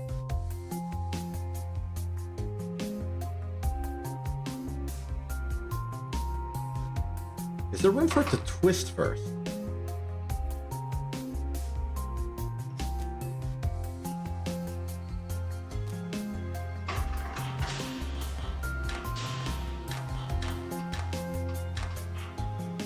Whoa! Oh, that's... Look at that! Oh, come on.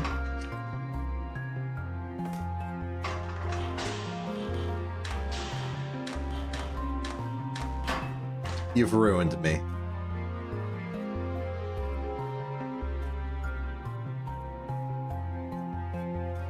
We could swing it out with 12 if we moved it back in.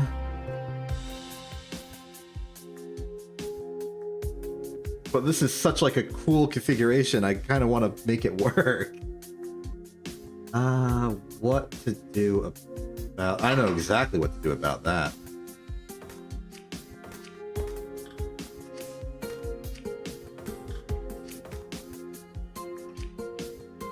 This is purely for style points at this point, but that's the point.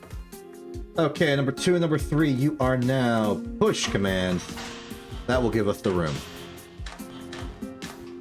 Up, turn, pull, and then reset. And that should be a solve.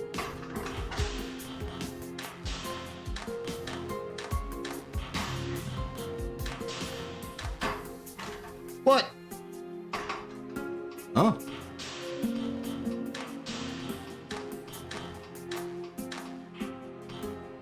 Number 15 has never reset. Solved it.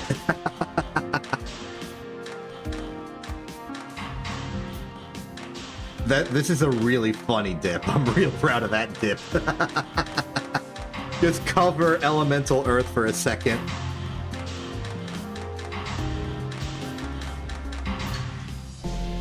Cool. Did that pretty fast. There's a lot of long solutions for this. That's surprising to me. And it's completely understandable that this is overpriced. Okay. Good stuff. Good stuff. I'm about to pull a sneaky. I'm going to do a workshop solution, and I'm going to do very specifically enchanting lace ribbon. If you know, you know. There's exactly one person who knows, and I'm hoping to have surprised them. I have picked this one out of all the ones that this creator has made because it's the one that I think can be done in the lightsaber constraint, technically.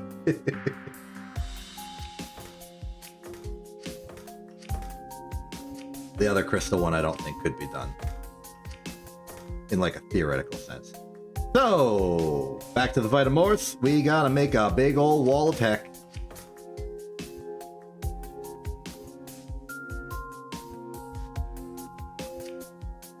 I must have thought of the crazy thing of using multiple of these.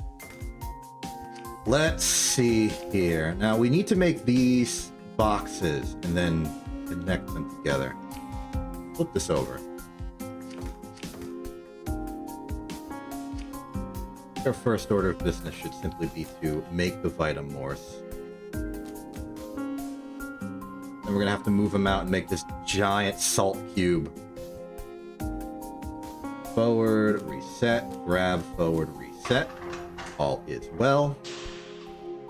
Now we can go to its own respective stations and make this giant like gemstone structure.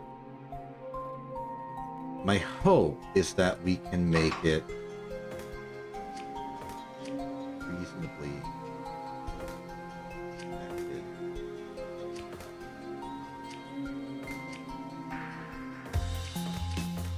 So far it's going to just be pushing out all this. And this will be slow, but it will be done.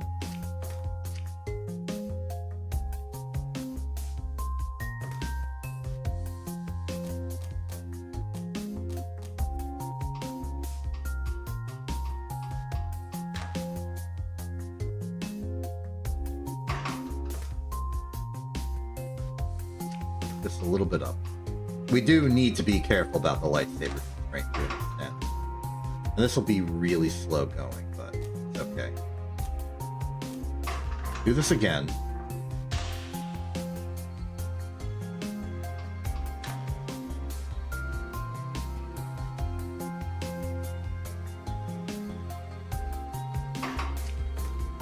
This is where the Vita comes in.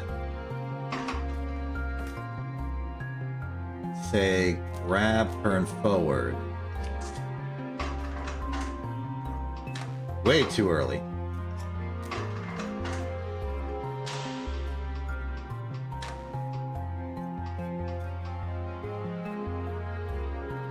Simultaneously, we can do this one to just push forward after a bit. Bad timing.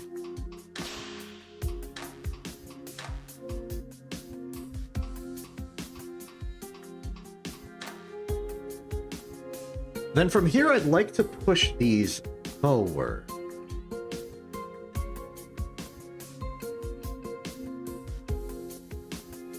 Number 4 is ill-suited for this purpose.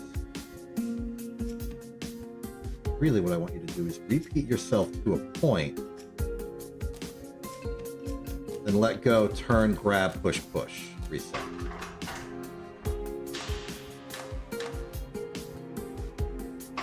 Number 3, you need not be here. This will get us a diamond. I stand thoroughly corrected. Number 3 does need to be here because it needs to push with it. At least once. Just to get the bonds established.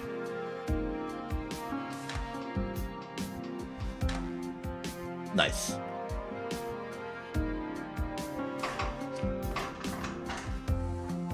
So that's 2/3 of this salt crystal we've created. I stand thoroughly corrected. Now it's 2/3 of the salt crystal that we created.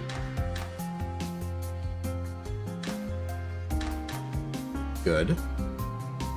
Now missing is these 3.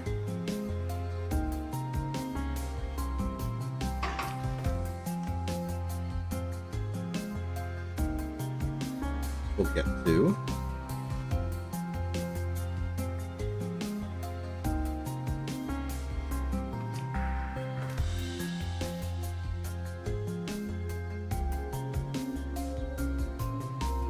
In fact, maybe we're going out too far. Let's reset early just so we can keep building the crystal.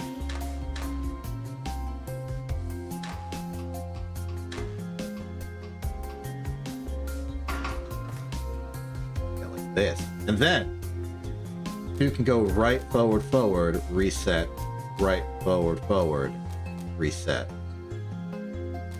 right, forward, reset. This is unnecessarily slow. I acknowledge this.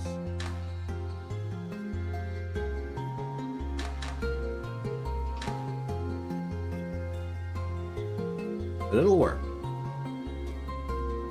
So from here, we can let go on number 2. Should let go. Turn right, grab forward, reset. I think I am going to make it a little bit faster.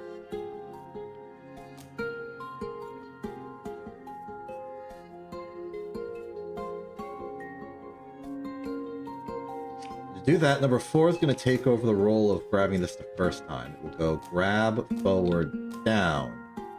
That leaves number 2 free to simply grab, turn. Like so.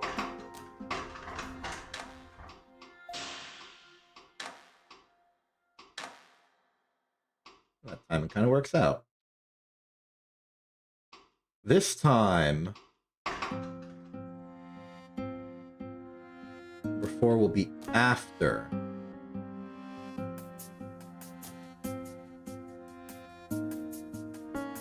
Without this whole assembly needed.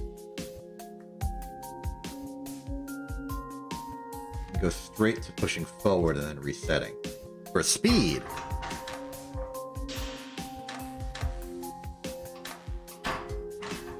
Forgot 3 needs to push up at the same time. Realign it. Much faster.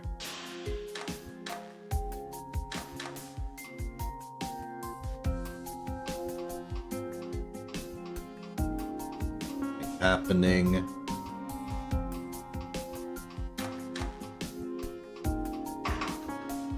No reason nothing has to happen. In fact, number 4, how about you help out a little bit? Grab forward here.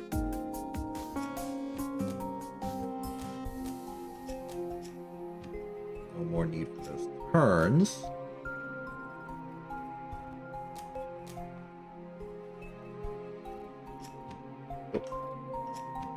Go in, grab, forward. Let go, turn, push.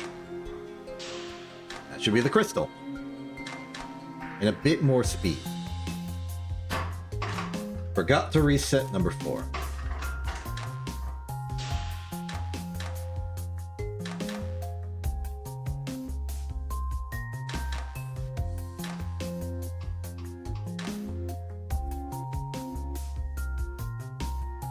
Good.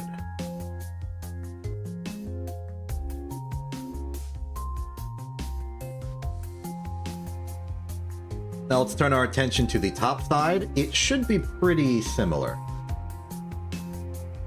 To the point where my instinct is to just pick up all of this, duplicate it, mirror symmetry it,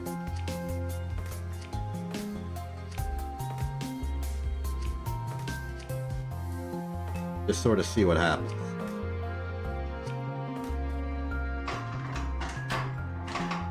I figured there'd be some rotational asymmetries here. Turn, turn, turn, turn, turn.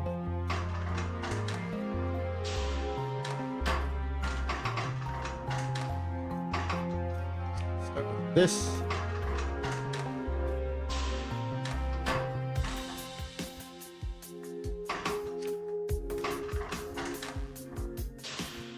Oh, 6 is rotating the wrong way. Fixed it.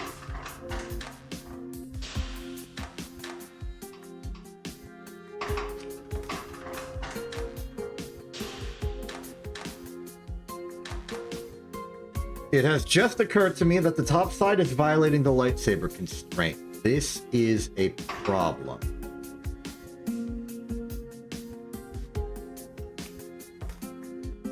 What if I do this? Oh, nope. What if I do...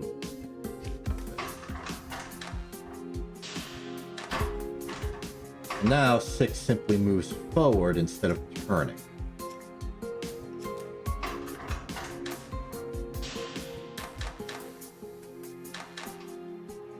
Oops.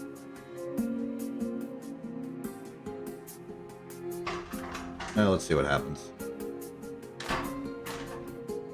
Bad stuff is what happens.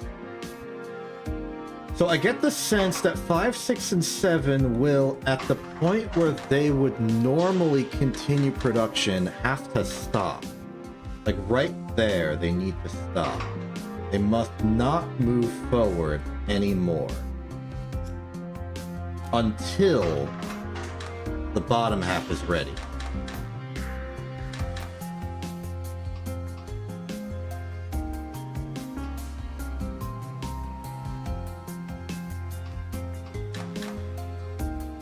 That's still too soon.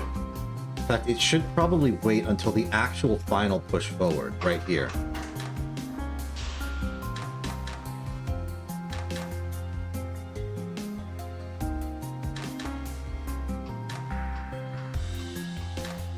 Now it's safe. And that's even the correct bonding location.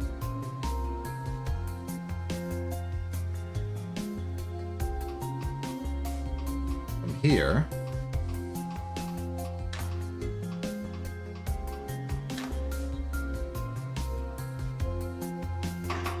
we have an issue of no bond.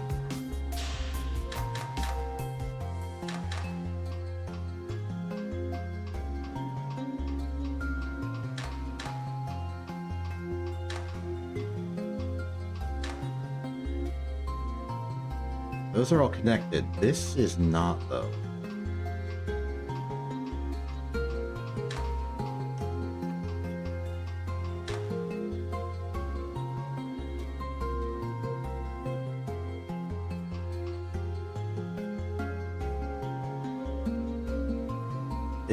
This is a weird problem.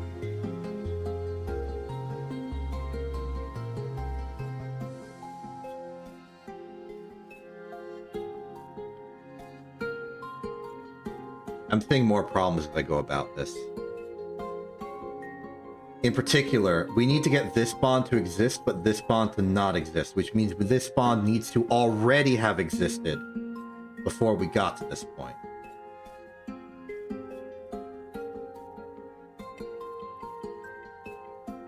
Which stinks.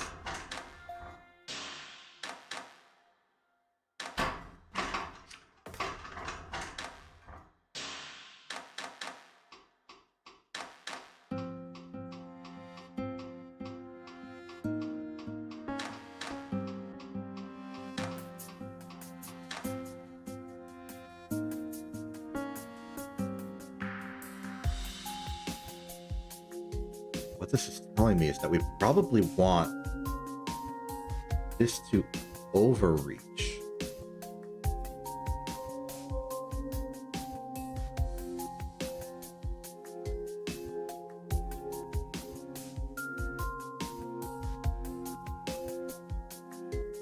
This zigzag is good. We want that.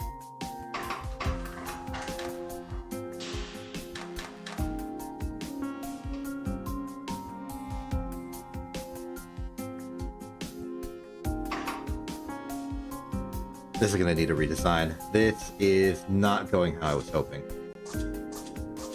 We need to complete the entire crystal effectively before we continue.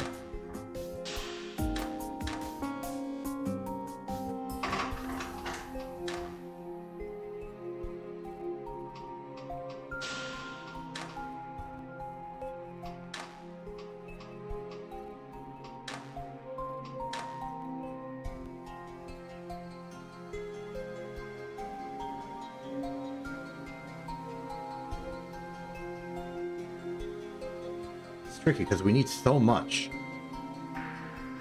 So many bonds need to exist.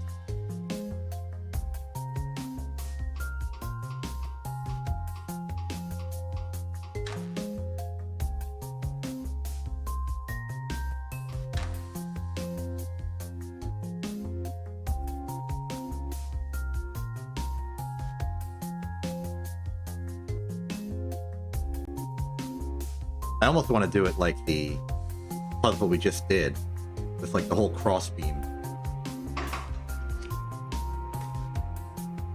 And that might not be a terrible idea.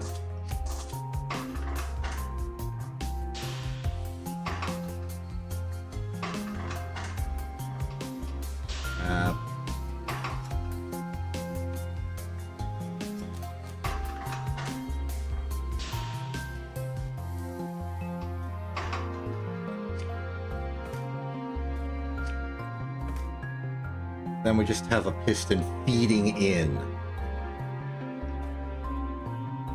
a whole bunch of salt.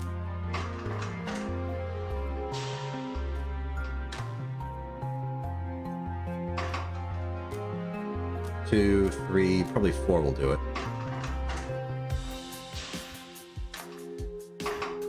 Twists, a double twist, then it twists.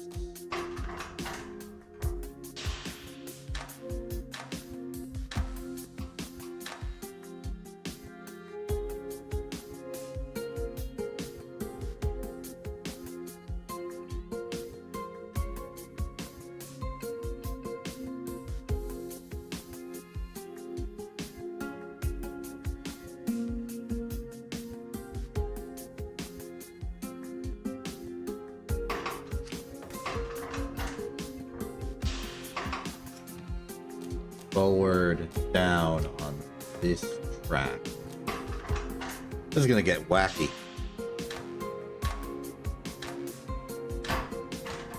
Oh, wrong place.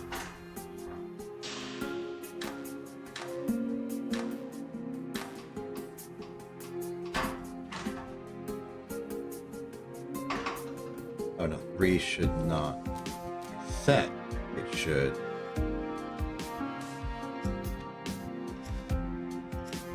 Does this final one need 1, 2, 3? I don't know. It does.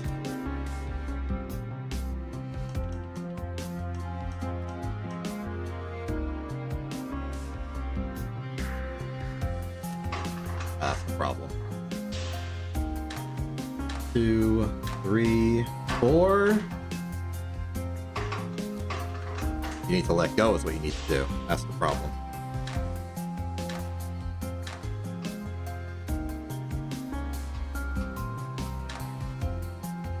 Now, coincidentally, that was the right thing to do.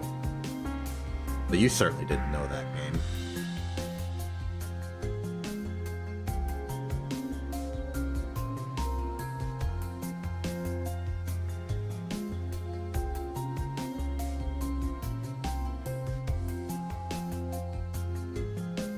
Okay, with the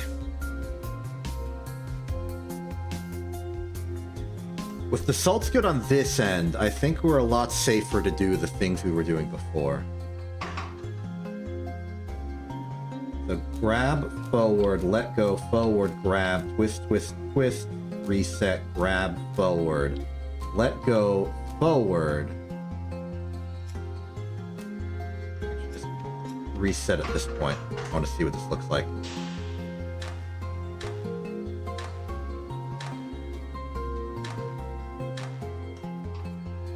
Oh, that's bad.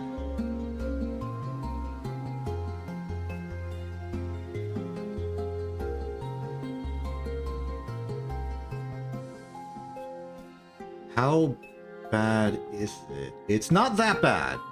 We can debond this laterally.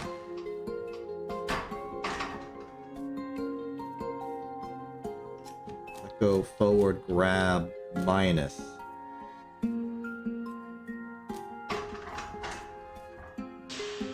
We can do that. Any amount of horizontal bonds we can just fix in post.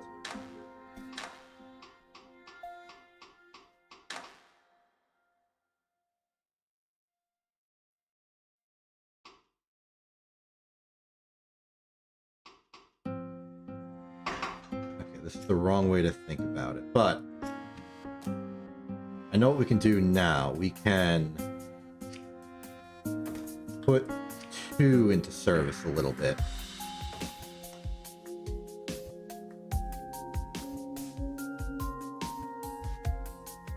make this. Actually, reconsidering everything I just did for a second,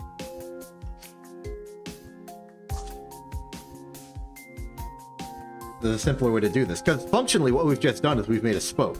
It's a nice circular hexagon wheel. We don't need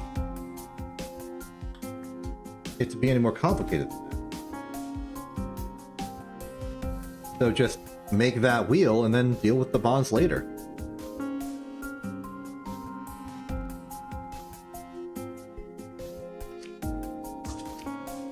Move number 3 to track. Now the new number 3 I want is a piston, just in case. So number 3 you can go grab. No, number 3 should be the last one. So grab, forward, reset, grab, turn, reset. 1, 2, 3, 4, 5, 6.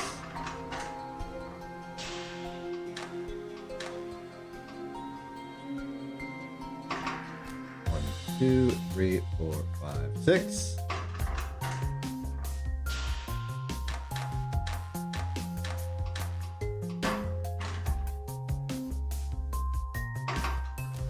Okay. Pause for a second as we get our bearings. The inner spokes are important, but we also want the attachments. So do another spin.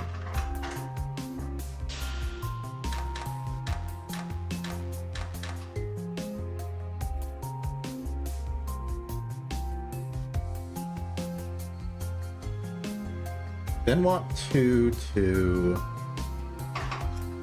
push forward. Well, number 3 grabs. I guess we did want number 3 to be first. Another one. Turns over, goes forward. That'll be the bottom spike.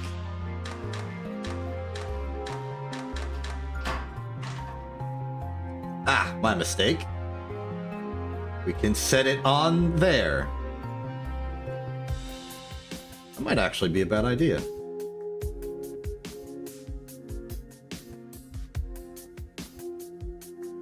Yeah, 3 do that, and then twist.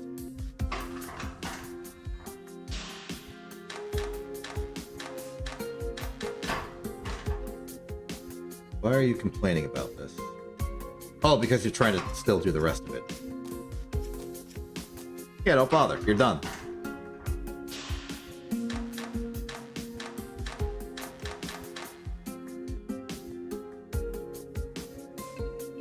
Just like that, we have something. Now, the only thing missing here is something we can easily fix. Let's just twist this around.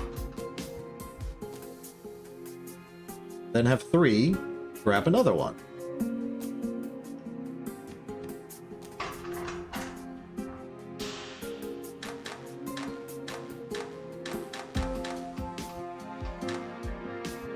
A little too slow.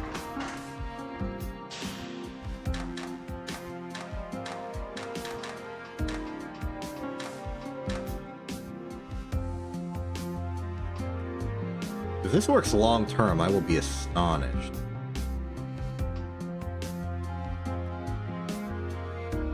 It's occurring to me that we will need to do another twist earlier to get that final bond, otherwise we will be out of job.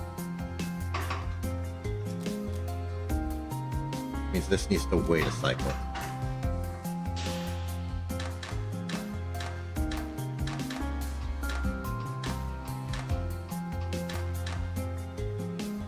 Alright, we now have a fully formed crystal.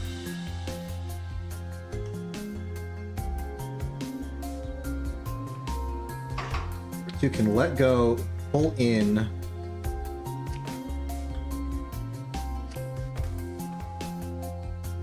track back, grab it, push, push, and that should give us the clearance we need.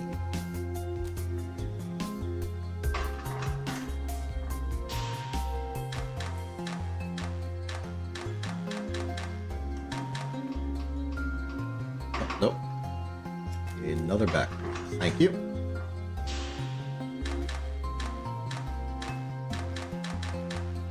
Like, we're making a nice dense structure.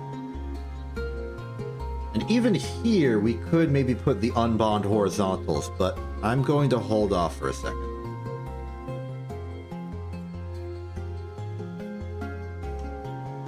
From here on out, we're now interested in the top section. So let's try what we did before and simply duplicate the heck out of this.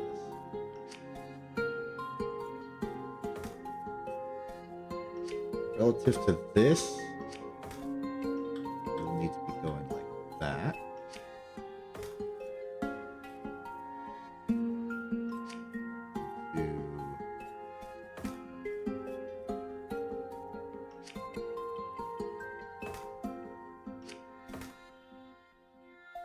No, I have something wrong. Oh.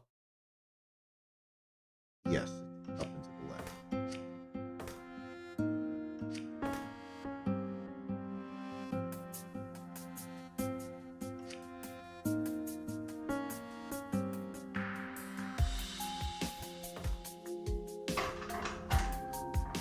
All the rotations will be backwards. I acknowledge this.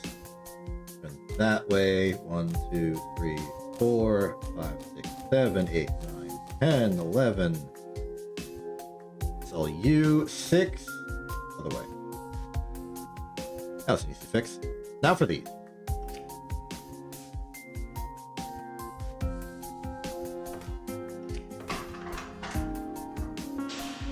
We're going to start by just trying to... Oh, these need to go like that. Then... That's what I was missing. I forgot to swap those around.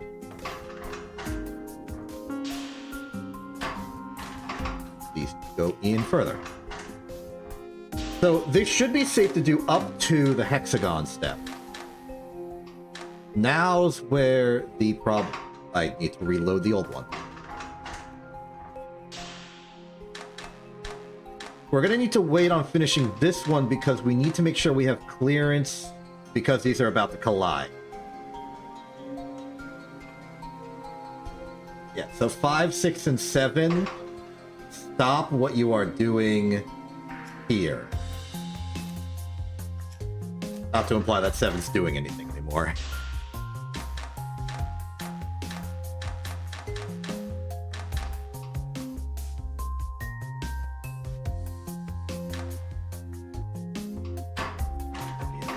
Lot longer. Possibly until it's completely out of the way.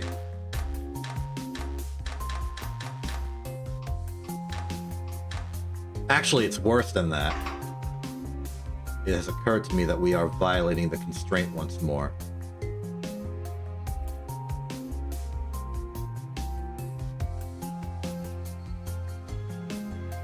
I have a bit of a creative way to maybe get around that. Do this.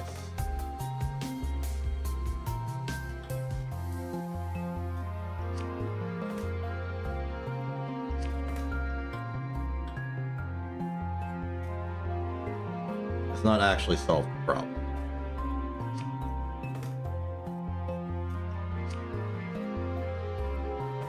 Why did I add this bit of track again? Is it ever used? Was it part of my old plan to use it?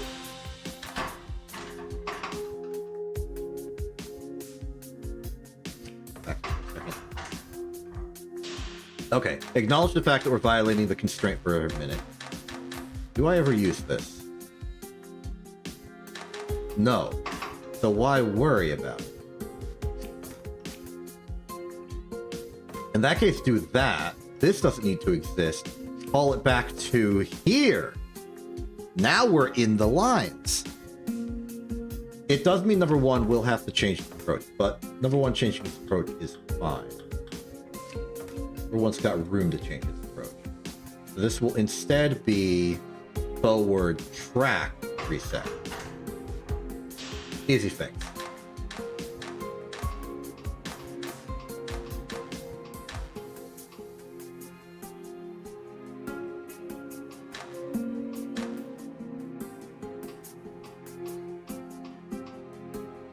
Okay, I think now's when it's safe for number 5, 6, and 7 to start moving again.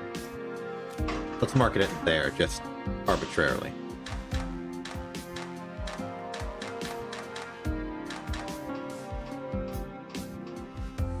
Oh, that was close.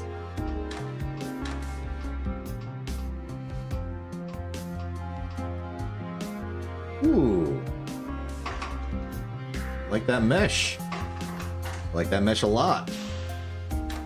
So, I have no hallucinations that this will work, but I want to see if it's working.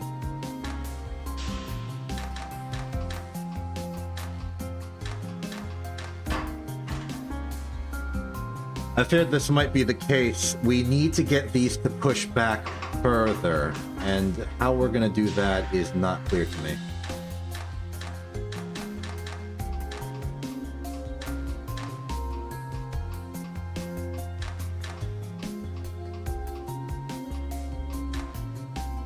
I see it. Number 2 needs to not retire just yet.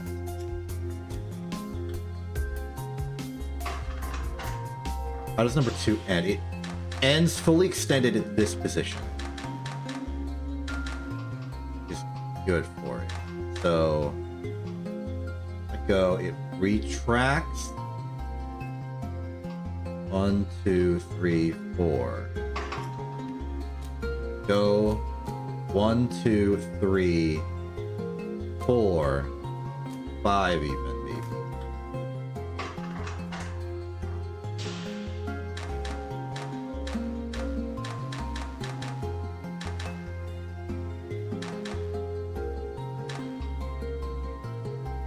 Then we can grab. I don't know how far we need to push. Let's push 2 and see how that works.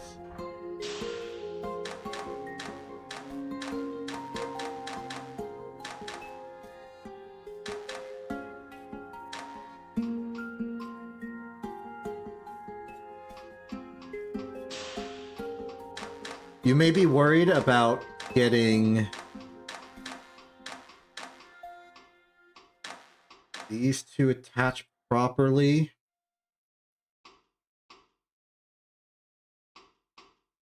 And frankly, I agree with you. It needs to go one further. So here it'll be push, push, track forward, so that we have room to put this here. And that'll then connect, and then it'll be a nice clean loop, and I think we're good here.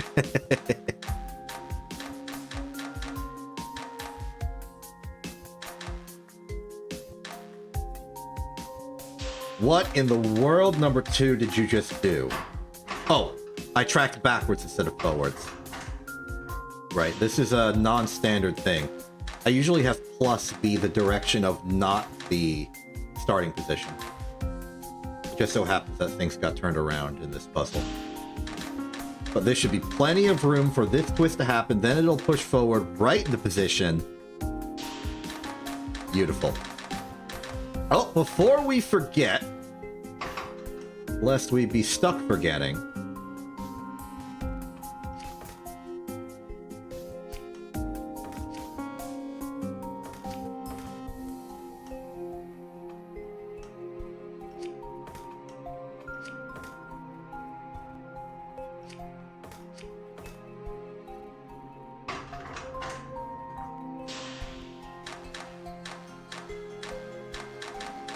I can be more stylistic about this.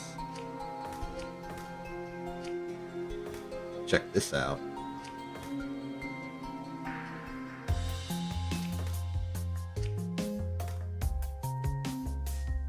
And from here, it kind of makes the shape we've been trying all this time to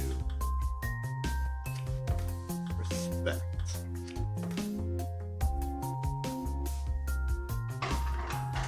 This is pure decoration, though these are necessary. Their exact position was dictated by decoration.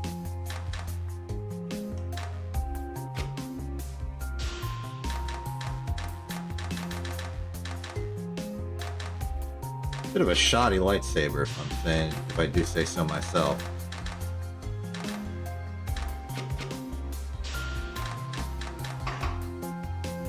Let's just fill the rest in with equilibrium.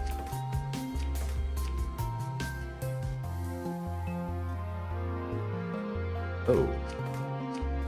Goes there. That's it.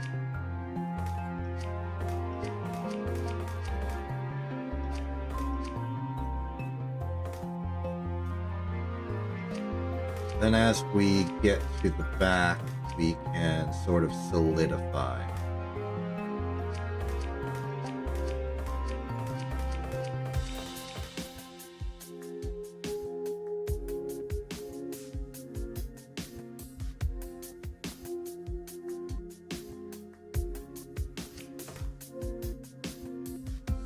Bit of a weird lightsaber, but you know what, it's okay.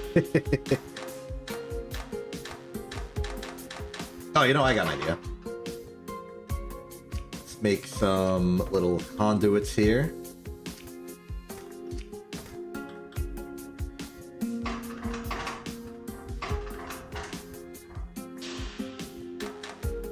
Sure, sure. Why not?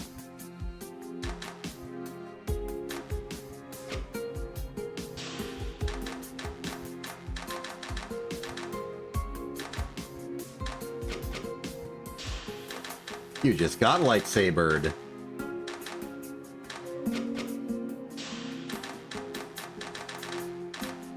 I'm gonna make this one the thumbnail, and the person's gonna see it and they'll be like, what the heck? I know that puzzle, I made it. If you're not clued into the joke here, it's that there's one person who keeps commenting on the YouTube VODs, which is very unusual because almost nobody watches the YouTube VODs. And is single-handedly responsible for making the Opus Magnum series one of the most, like, in terms of time watched, seen VODs, in competition with, like, the Kerbal Space Program Without a Map series and my playthrough of Blueprints. So, as an appreciation, this is my gift. Priority assignment of making a lightsaber. Alright, let's do some of the other Sigmars. We're here. We're feeling chill. We made some good progress. Maybe we could argue for making another one in this. We might just finish it, honestly. These are pretty tricky.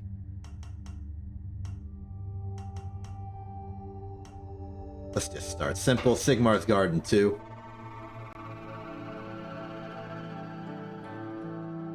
Okay, I never really know how to deal with planning the quintessence. I don't plan the quintessence much. I just make sure one element of each is available, and then I just go for it. Lead is... How in the... Whoa. What? Wait a minute. How the... How? Oh, this is devious. The only way to get to that lead is by clearing out this. Wow. Okay, in that case, I think I know how to start. That means that this water is not load-bearing in the slightest, and we can ignore it. This one, however, has some elements that we might care about getting rid of. So I'm going to clear out these waters to reveal this earth, and then I'm going to use this quintessence to get rid of this earth, air, water, and fire. We now have to dig severely. The other quintessence is locked. We can't deal with it right now, so we just have to be careful not to throw it all away. This water needs to go. This Vitamorse needs to go, but the other Morses will need to go to get to tin later. This one goes now. I'm worried about our water, because we need a quintessence. We need a water around for the quintessence, but we can use this one without much complication, I feel. So clear these waters. Clear the air. We may need to salt the air if we wish to progress. Clear this earth and clear this earth. We have a salt available. We don't need that one quite yet.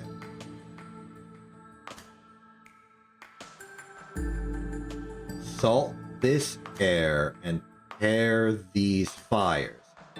The water we're going to use in the quintessence is now available. Don't touch it. lead can be cleared. Where's tin? I've lost track of tin. There's tin. The only thing stopping us from getting to the tin is the Vitamorse. Iron is immediately available after that. So is copper and silver. So the destruction of Quicksilver now is purely a function of availability. We need this Morse to help clear out the Vitas on the way. So get rid of this Quicksilver. We are now forced to sacrifice our readily available fire. Okay, no, we can technically Vitamorse this first, because it is what we want to do. Quintessence is available now. This may prove to be even better than I thought. Quintessence, water, earth, air, fire. Careful about that salt. We still need to salt and air later. This Vitamorse can go off the board, and now we can just wipe out every single metal in existence. Quicksilver that, Quicksilver that, Quicksilver this.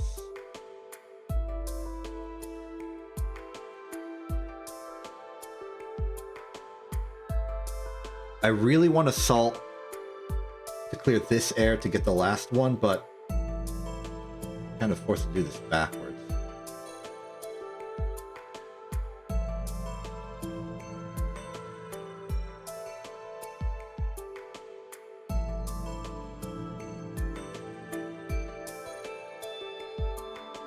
Okay. We need to clear out all of this. It must go.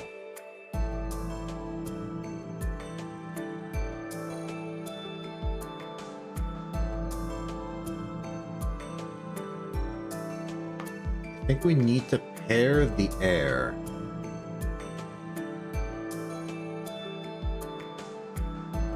All of this is like leading me to believe we need to double salt the earth, like one here, here, one here, here. That'll give us a fire to clear out. This Quicksilver can go, this gold can go. That'll give us access to this edge of the board, which will give us the salt air final. But I think it's pair the air, pair this earth, salt the earth, clear out this fire. We can now salt this air. We can Quicksilver here. We can pair this fire. Gold. Okay, splendid. With that bit of a refresher, maybe we do solve another one of the issue 1. We can do Lighthouse Mirror. We can do Essence of Citrus. Wait, didn't Fontenelle make the, this book? You did. Cool. This is what Fontenelle does in spare time. Citrus, apparently. I don't know if Fontenelle made other contributions that I neglected to acknowledge up till now. Let's see here. Essence of Citrus. Oh, wait. If this is made by Fontenelle, does that mean this is Production Alchemy? No. Okay. If it's not in the book, it's not in the... not necessarily production from Fontenelle. Good to know. So this is interesting. It's not too complicated. We just need to... let's do this. Yeah, this is... simple. It's a bit of a convoluted construction, but it's not too obscene.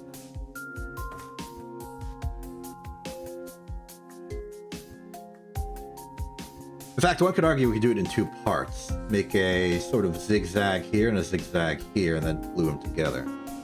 Might be more interesting.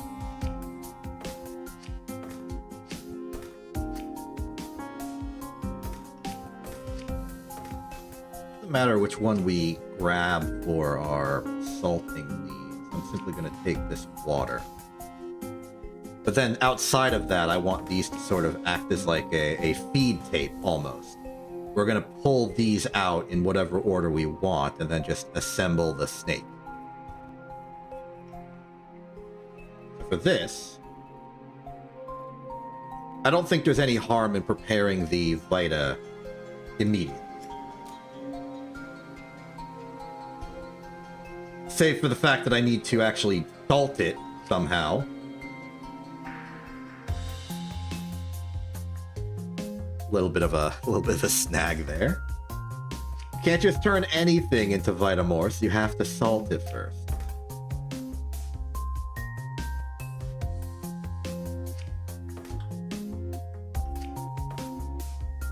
No problem. Forward. We could double it up, but the Vita is really not a time constraint here. Grab, fall forward, reset. Then you can dispose. Okay, now we need to make the feed tape construction. In my mind, we can grab this. We can then... It might be easier with a triple bond. It will be easier with a triple bond. We feed out whatever we want here, then we move it over. Then we move it down right.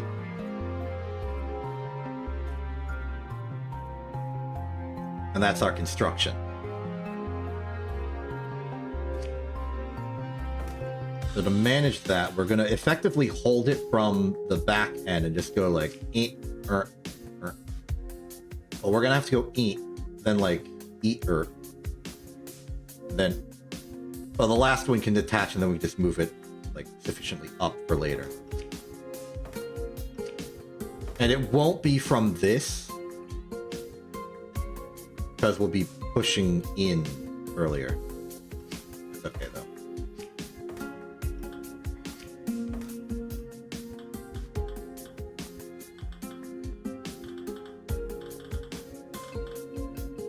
Yeah, okay.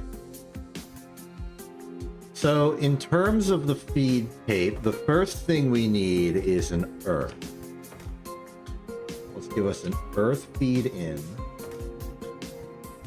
Also just prepare the water feed in. The water feed in will be like that.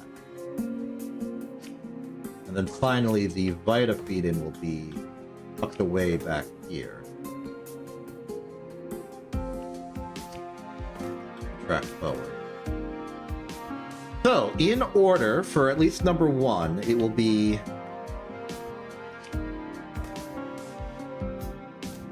4 forward, long way around, 4 forward, then anything forward.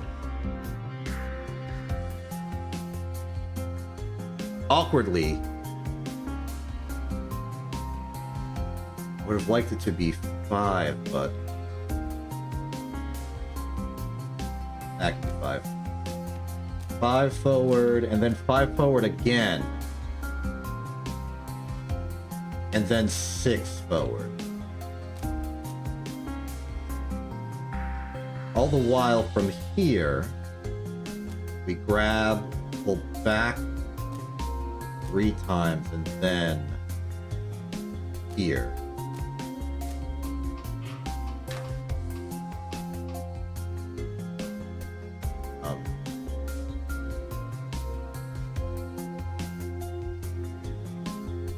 Oh! Right, there's not going to be anything there.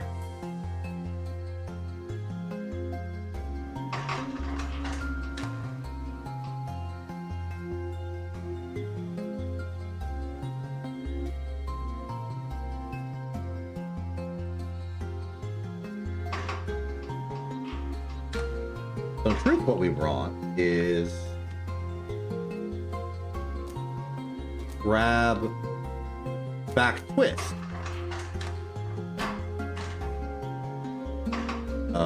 Oh. Right.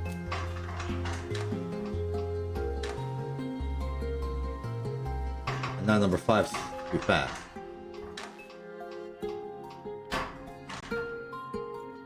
And just what do you think you're doing? Oh, because number 6 is now also too fast. Nope, it's... I think this is a problem of resetting. Nope, I'm wrong. What's going on with you?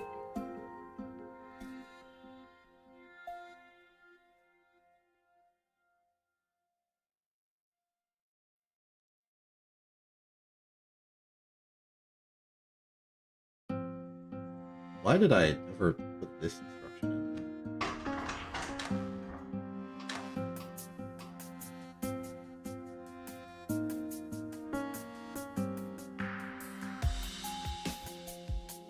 Okay, from here, 3 goes...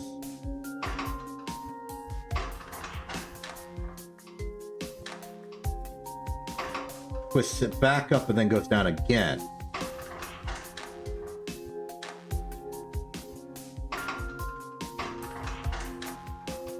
Oh, number 1 is doing that because it's trying to grab for the next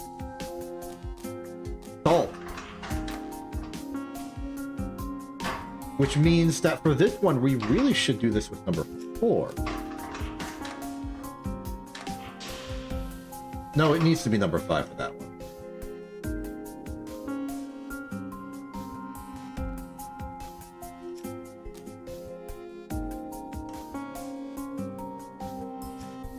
Guess it has to wait an additional turn.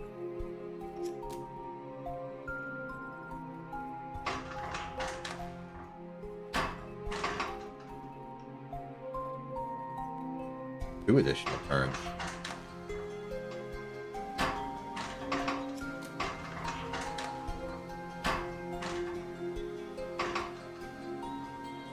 Or I guess number 1 can wait. That might be the more clean way to do this. Oh, and that makes number 6 take too long. Or is too soon.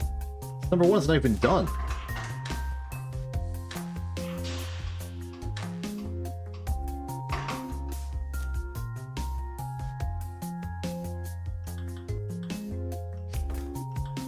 Suddenly we have a need to do this.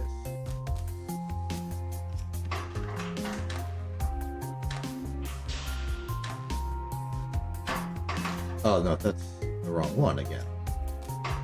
Why do I keep picking up the wrong one? Keep giving instructions to number 1 instead of number... Okay. I did not predict that problem.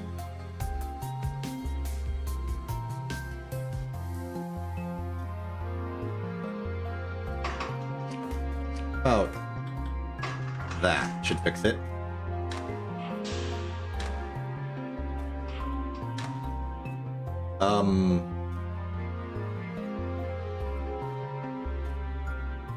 You know, it occurs to me that I've made this backwards, technically.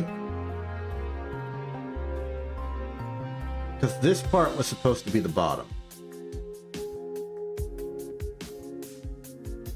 The master of feed tapes I turned out to be.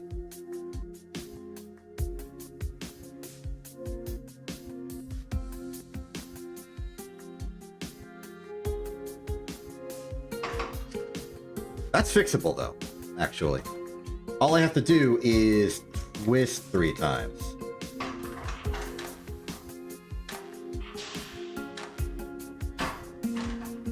Not like that.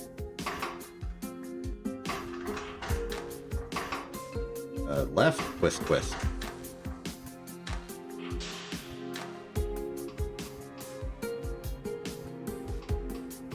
There, no problems.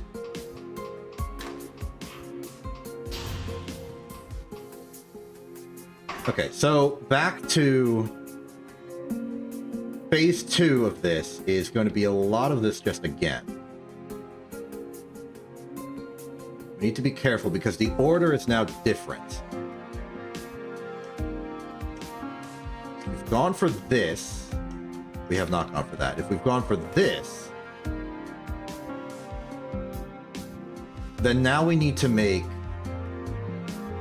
water first into the chamber, and that's going to be a little bit trickier.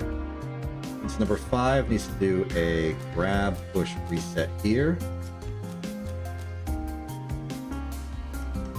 So just reset that, and reset that.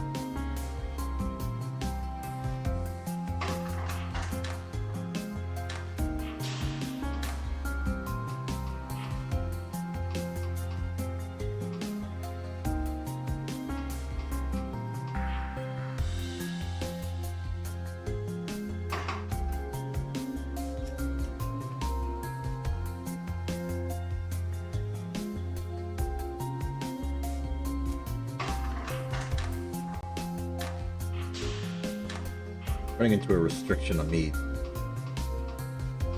doing this via, yeah. So out one more. Then what's the next one of the process? It could be water, earth, earth, I suppose.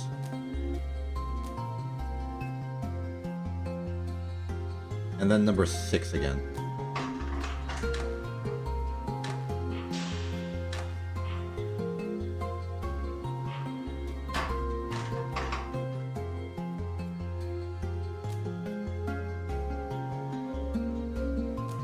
Is mostly repeating what it did before.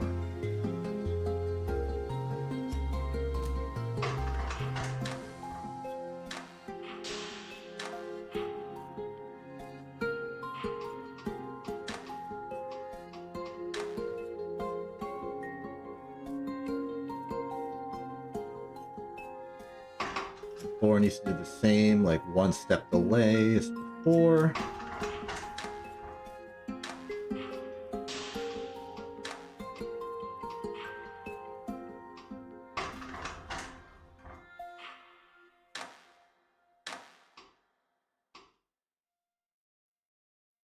Wait, number 2, why have you never...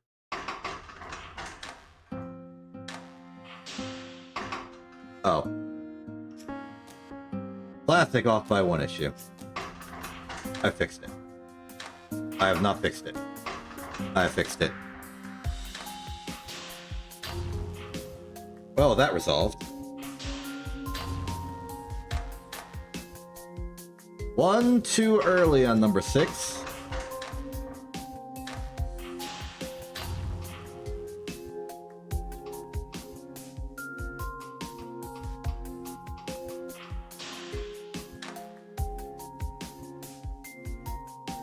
It's telling me that this step is unnecessary.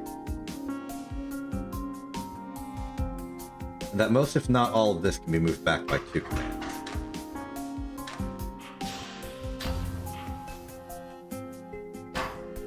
That'll actually look quite well. Okay, number 5, you are now in conflict with number 1. How about you just get that there whenever you're ready? We can wait.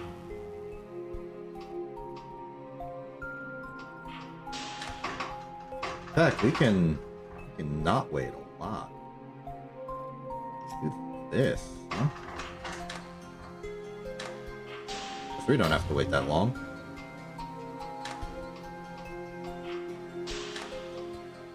Good, good.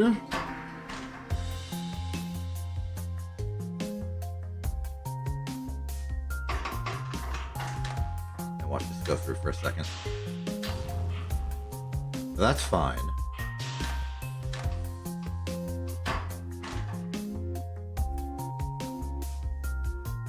Hey, how's it going? This is Opus Magnum. I'm building Essence of Citrus right now. So we're making a lovely citrus. But I need to be careful with my production. Okay, first off, let's stall for time. Give me some room to see where this settles. Good.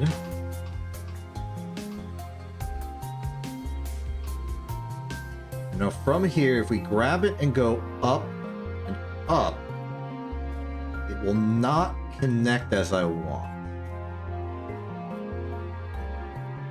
So instead, what if we grab from here, go up diagonally twice, and then do some magic? Effectively, number 3, you're done now. Just pick up from here. Add a little track.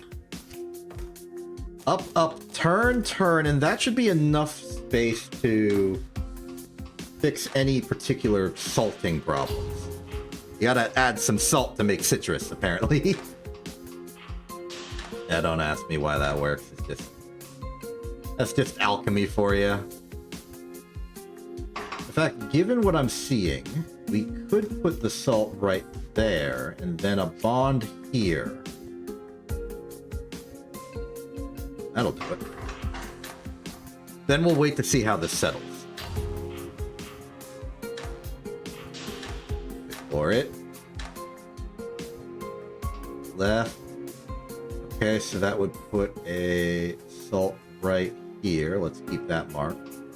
And then that does that, and that's a solution. It's a little bit bad on area, just because of how we finish it.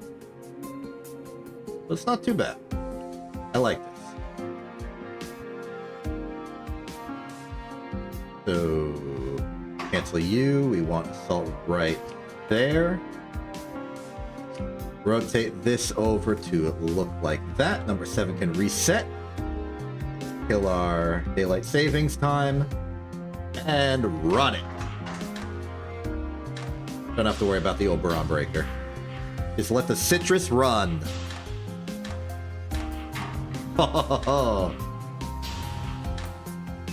Improvements that could... Excuse me, I have clearly forgot to reset something. No? These are all being properly reset. What's the problem here? Okay, why can it make one and then never again? Oh, don't tell me. Number 2.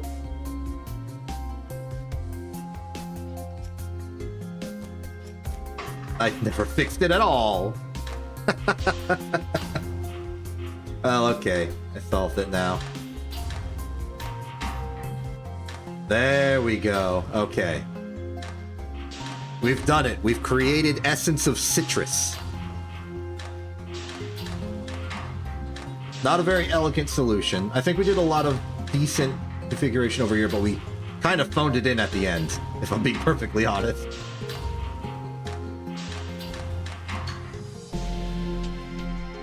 Yeah, you can tell by the fact that we are above the curve on area. That's a little phoning it in at the end. I apologize. Actually, you know what? Let's take the time to make this even better. And it's not going to take much at all. All I really want to do is transfer from arm number 7 to a newly invented arm number 8. Just to give it a different direction. Is that safe? If that's safe, this might be easier than I thought. Oh my goodness, it's safe. So this goes up, it claws over, and then... I think if I twist right here with number 8, this salt will salt this salt properly. No, wait, this is the salt. Let's just start the twist. I think we can do it maybe with a twist turn. If not, we could just do 2 turns. I could try picking it up from a different location. But thinking about it, this is what needs to salt. Okay, picking it up from there does not give us a salt solution. How about here?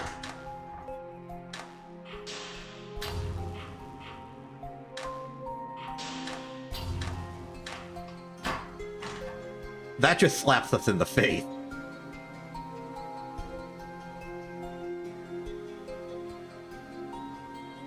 And it would not have given us a solution anyway. How about like that?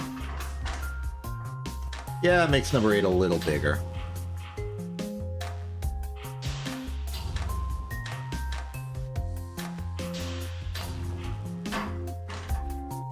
I was not actually paying attention. My apologies. Spool that out. I'm just inventing verbs at this point, huh? Is that a safe location to put a salt?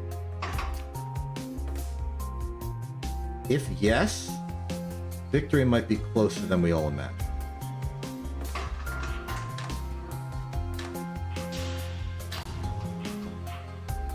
Oh! No! No, it is not.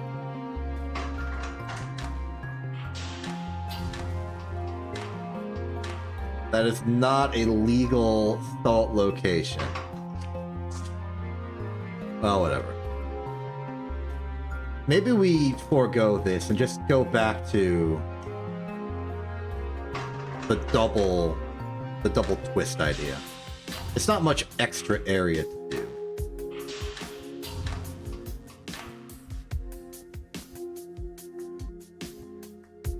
This might be a safe location. So what if we tracked back?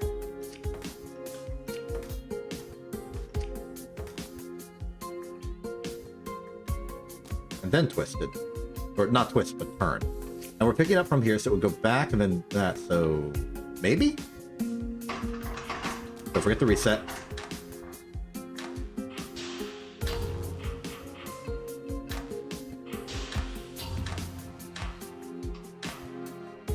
It's not safe. It's not safe. Yeah, okay, let's just, concede defeat. Just be like, hey, it's going to go right and then right again. And in that first right turn, we will desalt. We'll desalinate. Can I put it here? I could. Might help tighten the turn a bit.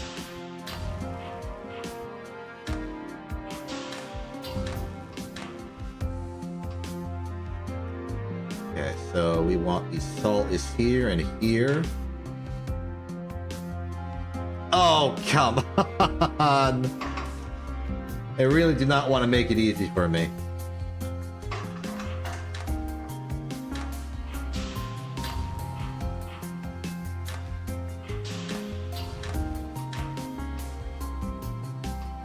Yeah, no, like illegal. Turn it from here.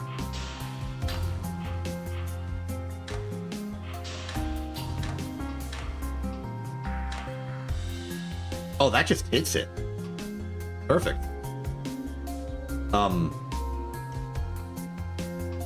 What's oh, it's backwards. There we go. Okay, here's the basic understanding. I gave an explanation, but I think you were in the ad break. This is Opus Magnum. We basically take a bunch of circles and we glue them together to make more complicated things. It basically it follows vaguely the concepts of alchemy. Like, for example, if you are familiar with your alchemical symbols, this is water. Here's an earth over here. This is a salt. This is Vita, though you may be more familiar with it as sulfur.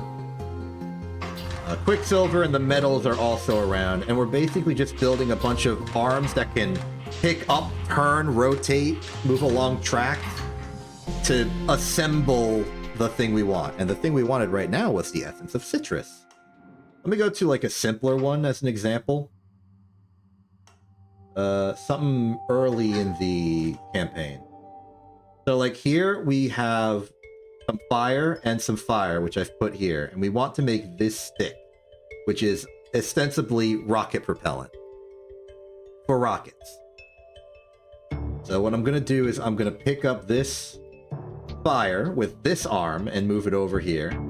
Another arm's going to pick up another fire, and they're going to go over this glyph, which bonds them together. Another arm picks up the third one to get a further fire, and then I've got more arms over here to sort of create the ultimate shape. Now we have the correct shape of stick, but it's all fire instead of fire and salt. So the next step is I'm going to pick it up with arm number 6, twist it around, and go over this calcifier, which turns the element into salt.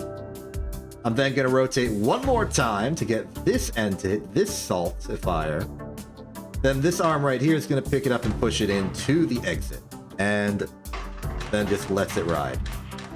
This is a bit of an optimized for speed solution, but yeah, it's really fast.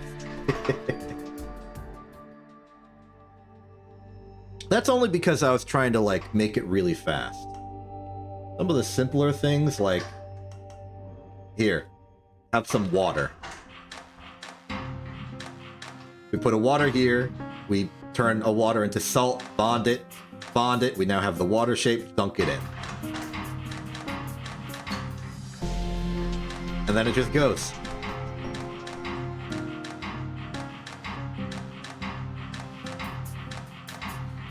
It's also just fun to look at for long periods of time. It's got a rhythm. Yeah, it's great.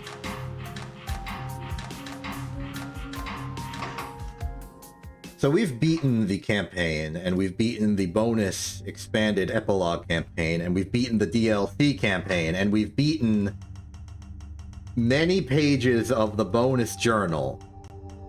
And now we're on the parts of the journal that are very new and also community made. They made the puzzles. Probably. Most of them. Maybe all of them? I don't know actually how it worked for the early journal. I just know for the highlights, well, from collected works of independent research on, I know is community made, probably. Before that, not sure. Though I would suspect that highlights from the symposium may also be. That's just my theory on the matter. Well, there's only one left in volume 108, issue 1. May as well do it and clear out an entire second page. Going a little over time, but I think that's fine. Okay! Oh my goodness! Look at all the glyphs! That's funny. Okay, so we have a Van Berlo wheel? We have a Van Berlo wheel. So our objective here is to take a golden air and some salt and convert it into this. That quintessence is going to be an oof. Actually, it doesn't have to be. Okay, this is going to be an involved process. How the heck are we getting all of these? Let's see what we have to work with here. We have the Glyph of Division. We have...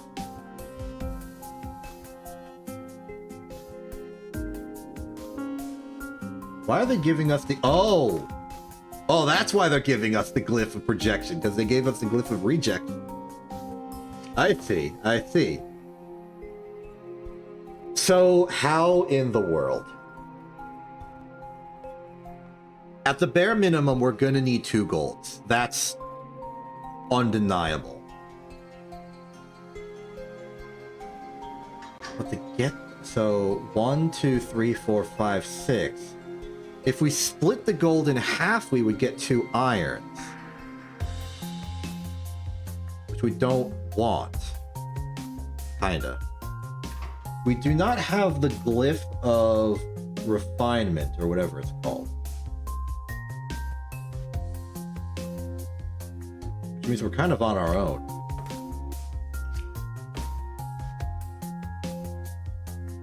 Yeah, the quintessence we can deal with. The rest of it, it's fine. It's just the metals that are freaking me out a bit.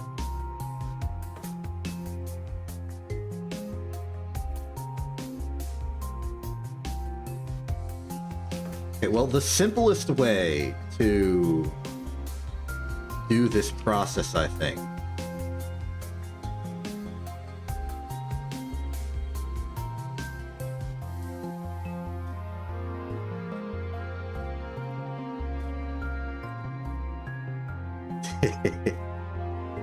okay, so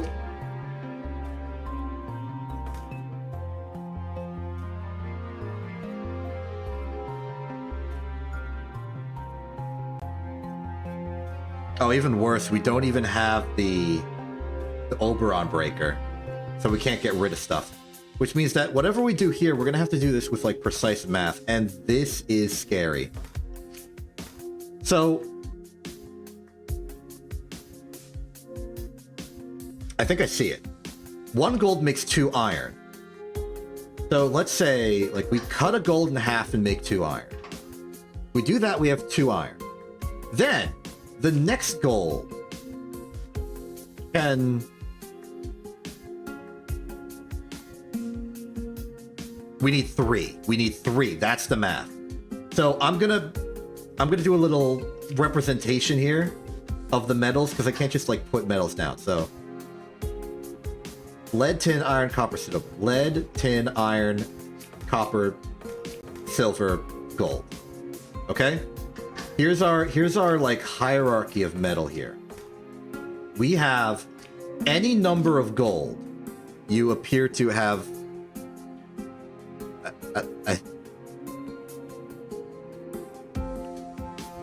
I don't know what you did, but you did it.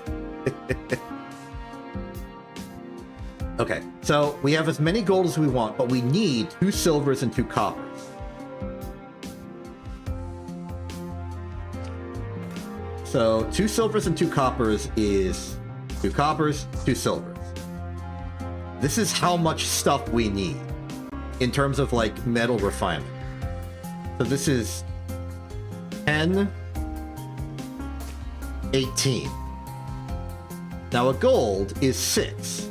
So if we had 3 gold, that's our 18. The question is how we get this into these particular stacks of 4 and 5 for our copper and silver. And I think the way to do that is start with 1 gold. Split it in half to make 2 iron. Then get a second gold, and then using the quicksilver, move over 1 element to get a pair of copper and silver. Now we have a pair of copper and silver, and those are ready to go. Then we get the 3rd gold, move an element over, and now we have copper and silver again. So that's the mechanism. I had to do Tower of Hanoi a little bit, but that's not Tower of Hanoi. It's close enough, but it gets the idea across. This means that we're going to annoyingly have a 3rd air, but that 3rd air can just be put into the quintessence maker. Why in the world do they have the glyph of dispersion here? Why would you need that? But yeah, anyway. So while this is happening, we're going to take off the airs. We're going to use them to attach these molecules. The 3rd air will go down here, combined with an earth, air, and fire. Sorry, earth, water, and fire. Yeah. That's the... I agree with you. That's exactly what we figured out. We split it. Then, the 2nd and 3rd golds, we do a reject-project combo. So, mystery solved. And then, meanwhile, that last air will go down here, we'll make the quintessence, then we'll just bond them together, and we'll be set to go. This will be a mess, but it's mostly a mess in the metals. Everything else is just sort of logistics. Let's begin. Now, I would love to be able to split while keeping it bonded, but we can't. So we won't. Let's go piston. Grab, push, push, set.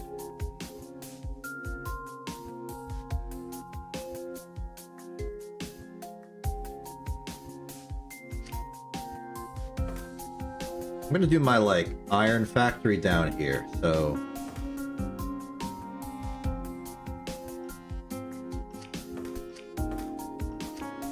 we're gonna reject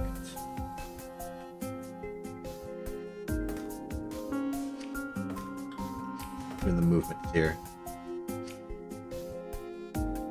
Oh no, sorry, this goes here, then that quicksilver will exist, then we can move this one down, and that would be good. Not too happy about where the air is ending up in this. It's kind of going in the wrong direction.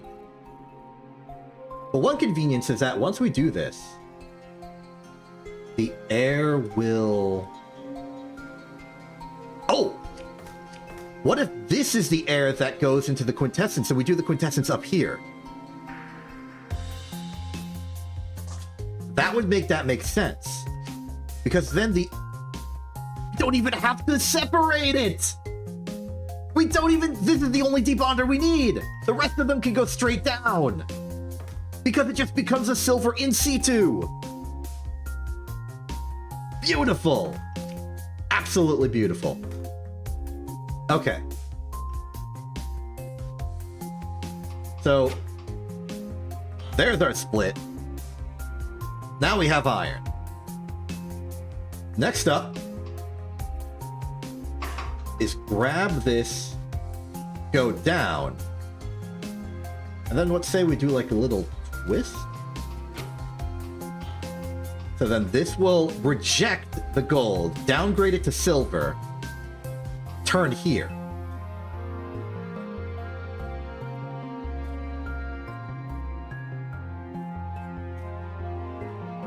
Oh, I like what I'm seeing. I like what I'm seeing. There's a structure to all this. I'm a little annoyed that the iron has to do a little journey around the quicksilver in order to deposit.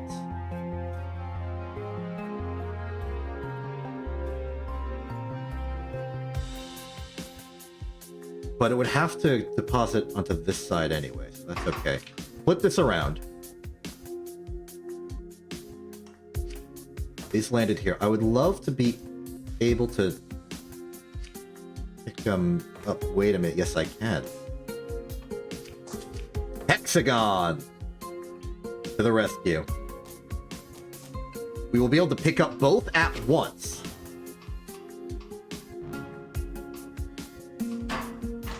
Oh, sorry. I accidentally put some grab commands on the Van Berlo wheel. Mistake. I think this is when it's safe to start that process. So it oh, we're cutting it close there, buddy. If I let go right now, this will turn into a copper.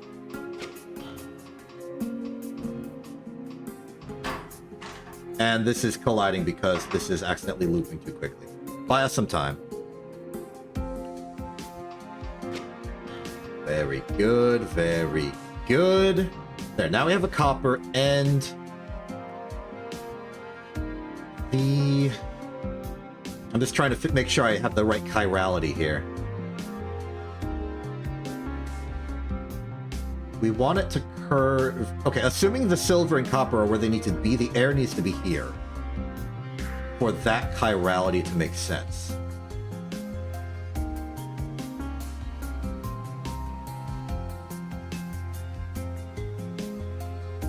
So if we twist twice... I mean, it won't matter that we twist twice. This thing needs to move.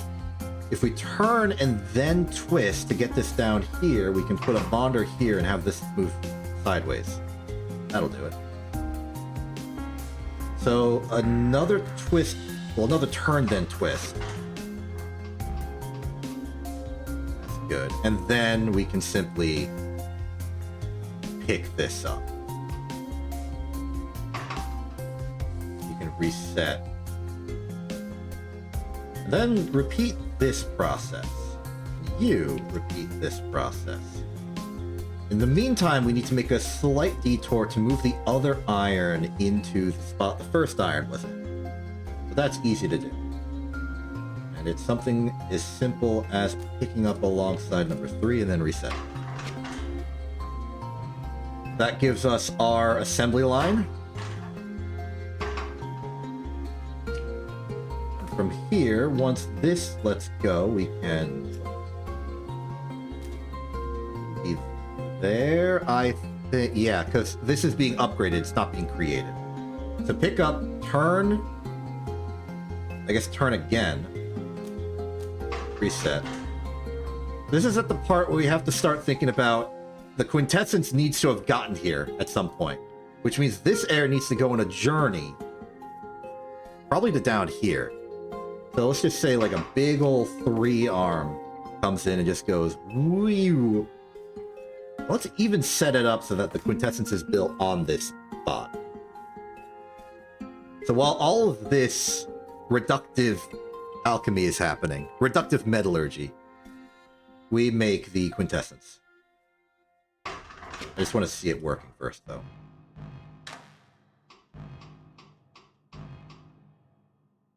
Theoretically, I want to pick this up by the quintessence and then just twist it to have this combine again, so...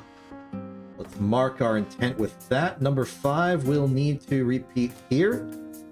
And now we need to make quintessence fast. So let's make quintessence fast.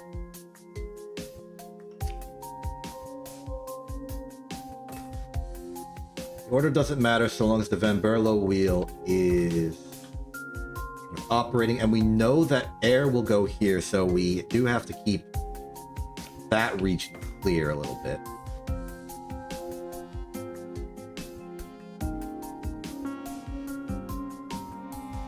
Be worth it to have 2 glyphs of duplication.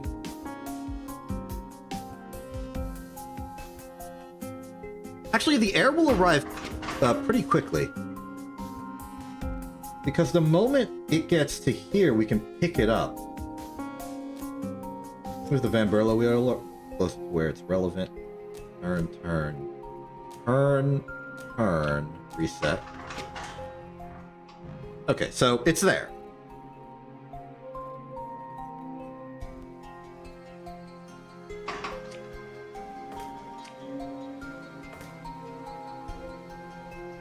No. Back to this. Maybe this could also work, but I like the versatility of that. So, in principle, we can... We're gonna need a few here. One goes... Oh, we're gonna do this in record time. Check this out. This one will drag down... Oh, no, that's not gonna work because this is going to be a obstacle to itself. Unless it's moved out that way at the exact same time this turns. How's that for tricky?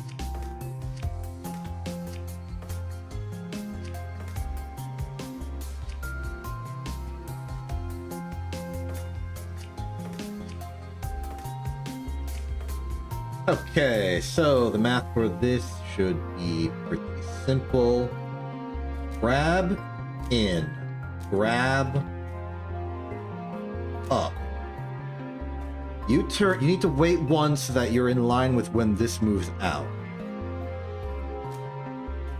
Reset, reset.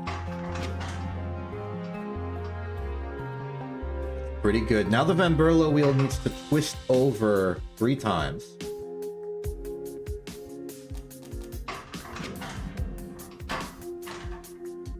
Ooh, that's okay. That just means number 7 needs to wait till the air arrives. It's not like we need it for any other purpose, so it is free to just do that.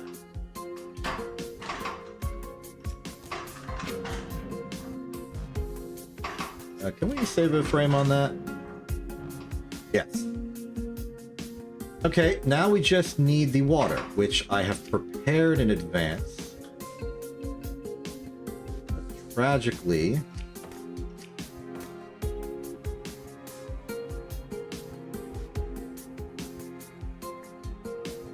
it's going to run into the same problem number 8 did. But maybe we have more time for it. Like number 9 can go, say...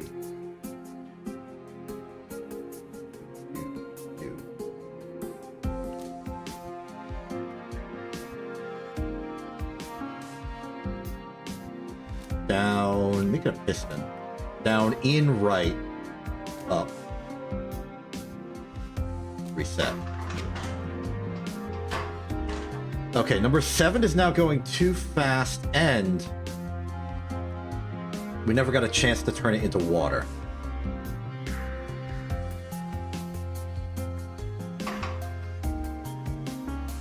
Idea, what if we went up? Put it here.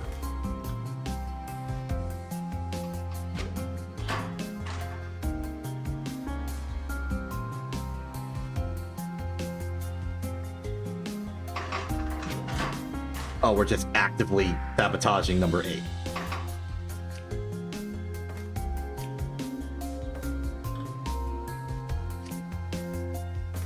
This could work. There is no room to actually convert the element here. No, there is.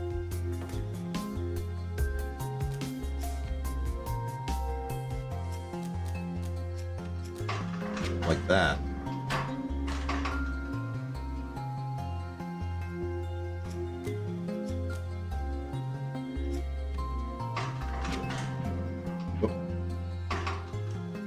No, that was correct. We're gonna do the water conversion here instead.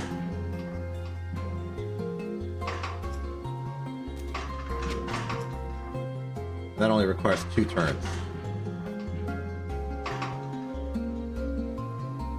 No, I'm doing something wrong. Yeah, I'm manipulating number 5, which is the air turner, instead of the Vampirlo wheel. Fool that I am. Oh, you are kidding me. Wait, this is fine. Do that. And actually adjust commands to adapt. So there is the quintessence. Now we need to get the heck out of there as fast as possible. Huh. Now that'll work. Grab it, turn, reset. That'll put the quintessence here. Then we want to grab it, turn, track over, twist 3 times. Do we have the time? Twist 3 times and reset.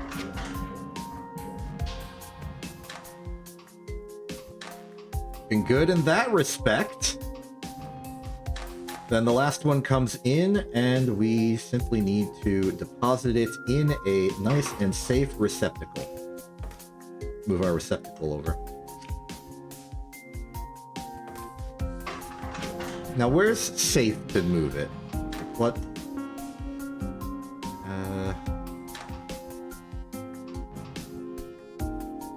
Of all things, this spot is clear. Except for when the arm moves, but that's just an arm. It doesn't collide. Oh, I like this. Check this out. Move it here. Grab it and do a twist. So this will be a twist that happens when number 4 is done with its second loop, which is right. Grab, turn, turn here. So pick it up, twist, reset, and that should be solved. I feel like maybe I could make the number 11 arm a bit smaller. Compensate by having more track movement. I think it would just be neat if I could fit the whole puzzle on the screen. Oh, did not think of that.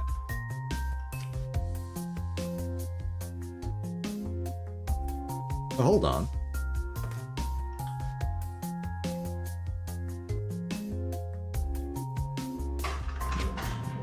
I'm thinking.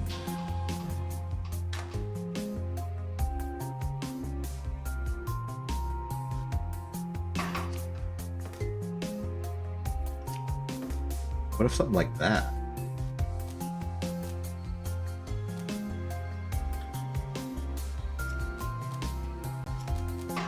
As long as we can rotate it around before the second, like, metal sheen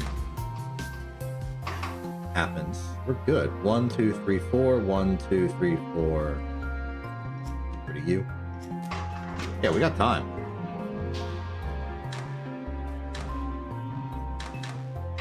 Little silly, but I like it.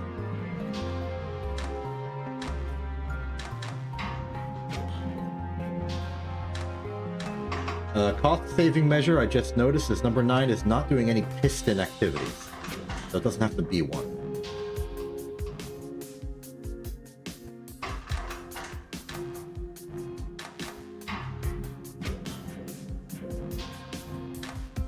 Not bad. Ignoring number 5 doing like a crazy turnaround. That's pretty good. Do you think there's like some crazy like configuration of moves that would let me get through the inside of this and not have to go around? I don't think I want to try it, and I think it would lose cycles. Look at that solve. Expensive, understandable, but fast.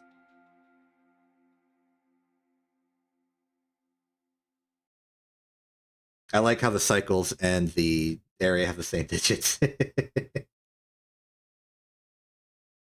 Pretty good. Pretty good, pretty good. Okay, that is, well, 1.5, but a grand total of 2 pages.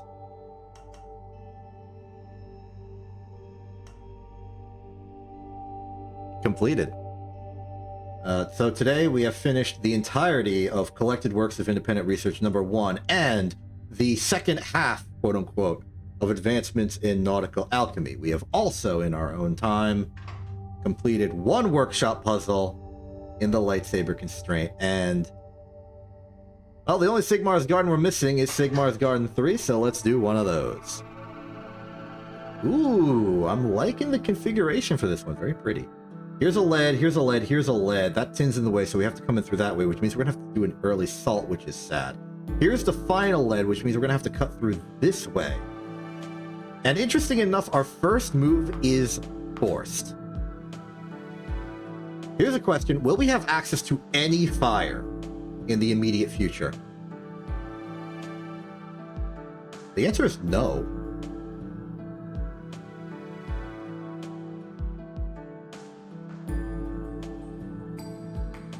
So, things to solve. Oh, yes, we will. There's that one right there. We need this water out of the way, and we need this water out of the way so that we can get to this salt and clear the way to the first lead. This lead will be paired with this lead. Clear these fires, clear that air. There is no water until we get rid of this earth. There is no earth until we have to salt this earth. There's no other earth we could possibly use. Yeah. Salt the earth. This fire has to go with this fire. And this gives us a lot of room to work with. Airs out a path. This gets us to water. Though we care more about clearing out this water. Clearing out this fire may require more salt. But we'd only have so much salt to work with. Here it is, the salt we have to work with. This lead will clear. Yeah, there's no other fire we could possibly get to before getting rid of this salt. And we can't salt an earth, so we have to salt this fire. And I will salt this fire with this salt. Now we clear the lead. Lead out, lead out. Lead is out. We can now get rid of some good tin, but we need to clear this water before we get rid of any more. And clean out the water. And I think this is where... It's not like we can salt the water. We're out of water. So do that, then clear out all the tin. Iron is now available. And is going to be an absolute... Wow! What a configuration.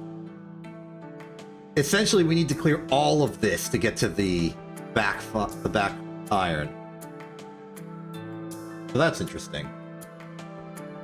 Okay, we have a salt fire and salt the earth on deck. Because we have to get down here anyway, I see no problem in getting rid of this iron immediately. This last air can't be removed until we get rid of this copper or all of this, but we need to get rid of this water to get to this iron, which needs to be gotten to by removing this water, by removing this fire, by removing this water, by removing these, which means we must get to here through this way.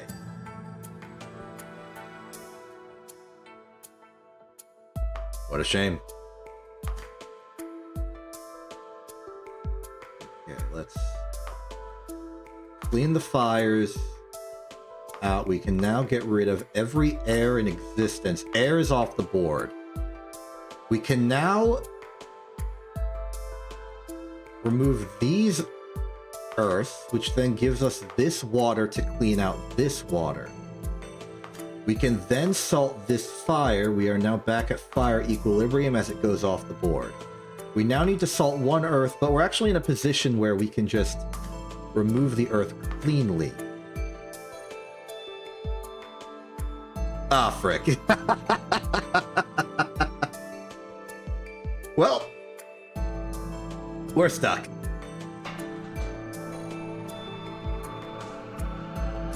How unfortunate.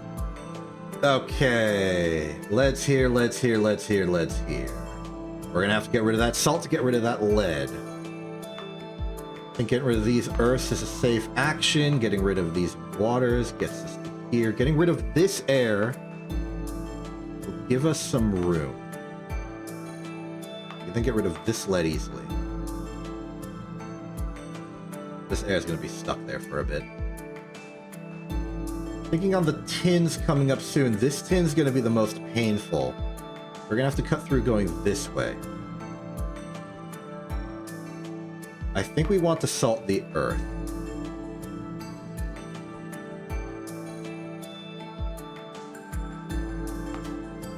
Then we can clear this air and this fire. This gets us this lead. Now we can start clearing out some tins. Starting with this. Probably a good idea.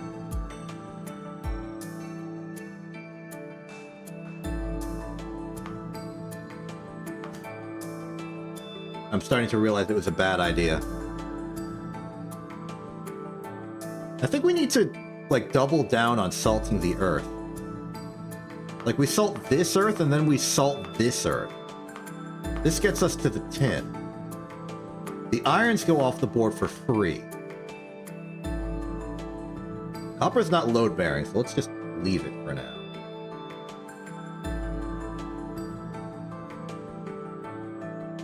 This final water is stuck.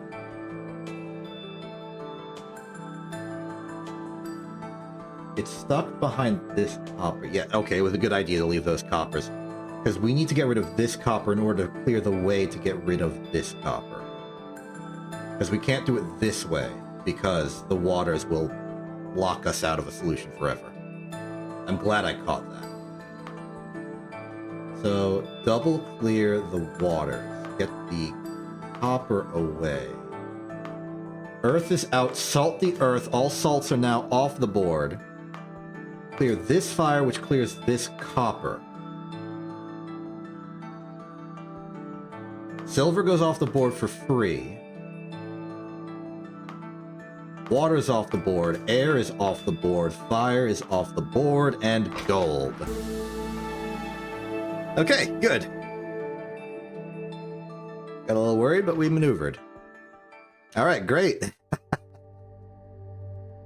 Nicely done all around, I think. And with that, a completion of more journal than they put in.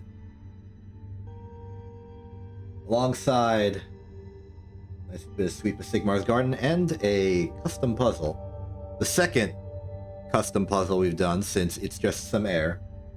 And also a demonstration of my little thing that I made. I don't know if I'm going to try to make a puzzle for the journal contest. Not really a contest, just a perpetual journal submission thing. The next theme is, I checked, it's like paint. I'm not going to submit for that one, I don't think. I think that there's at least one person who like specializes in making paint. From what I've seen, just looking about the community, and I think it's just going to be all them. And I'm fine with that. So for now, I am going to go. I'm Exception. This is NTV. Have a good day, and good night.